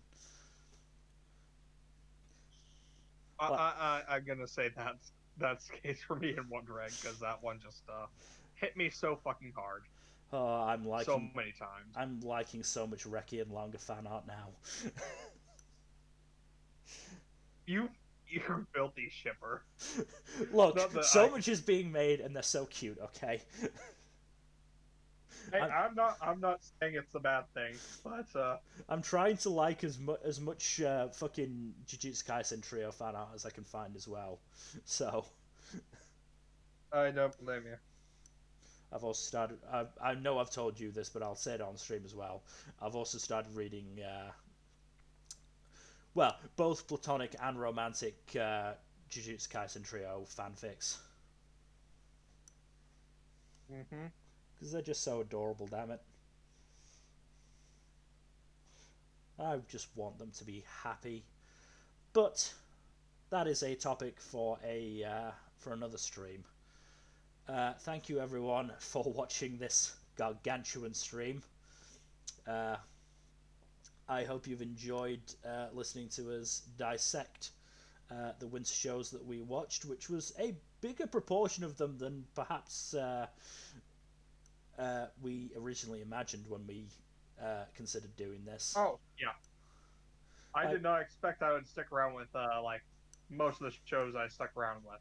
Well, I mean, in the end, we managed to talk about in this stream. Managed to talk about a good amount of the shows. I mean, I think there's only sort of half a dozen that we dropped between us, like dropped completely, or just didn't start. At least of the ones we started with, yeah. Yeah. So pat on the backs for us. We'll see if that continues next season. And on the subject... yeah, tune in next week for us to discuss the spring premieres. Mm-hmm. We won't be talking about Uruma because that won't premiere until Saturday not this after. weekend, but next weekend. Yeah. Everything else we're going to be talking about it, and oh boy, fun time talking about some of the stuff. Everything else that gets licensed, certainly we'll talk about. So I know there's been one or two shows that were on the PV list that we picked out of that didn't get licensed, but thankfully most of the ones that we're interested in have. Well, all of the ones that I think we're interested in have. In fact, most of them. I think the only one that we were going to cover that hasn't is Dinosaur Biori. Yeah. So that is next Thursday. Saturday we have yet another One Piece podcast. We are steadily making our way through with the Water 7 saga. Oh boy, am I going to have some things to say about that.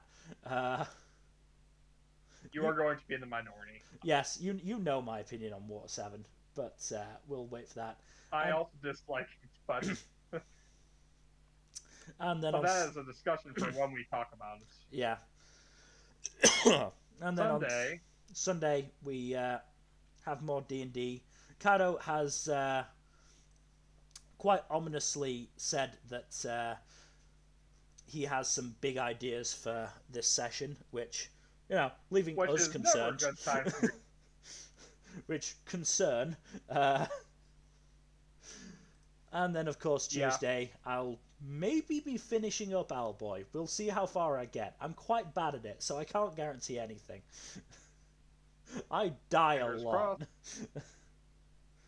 But until next time, thank you all for watching, and we will see you on Saturday. Good night. Good night.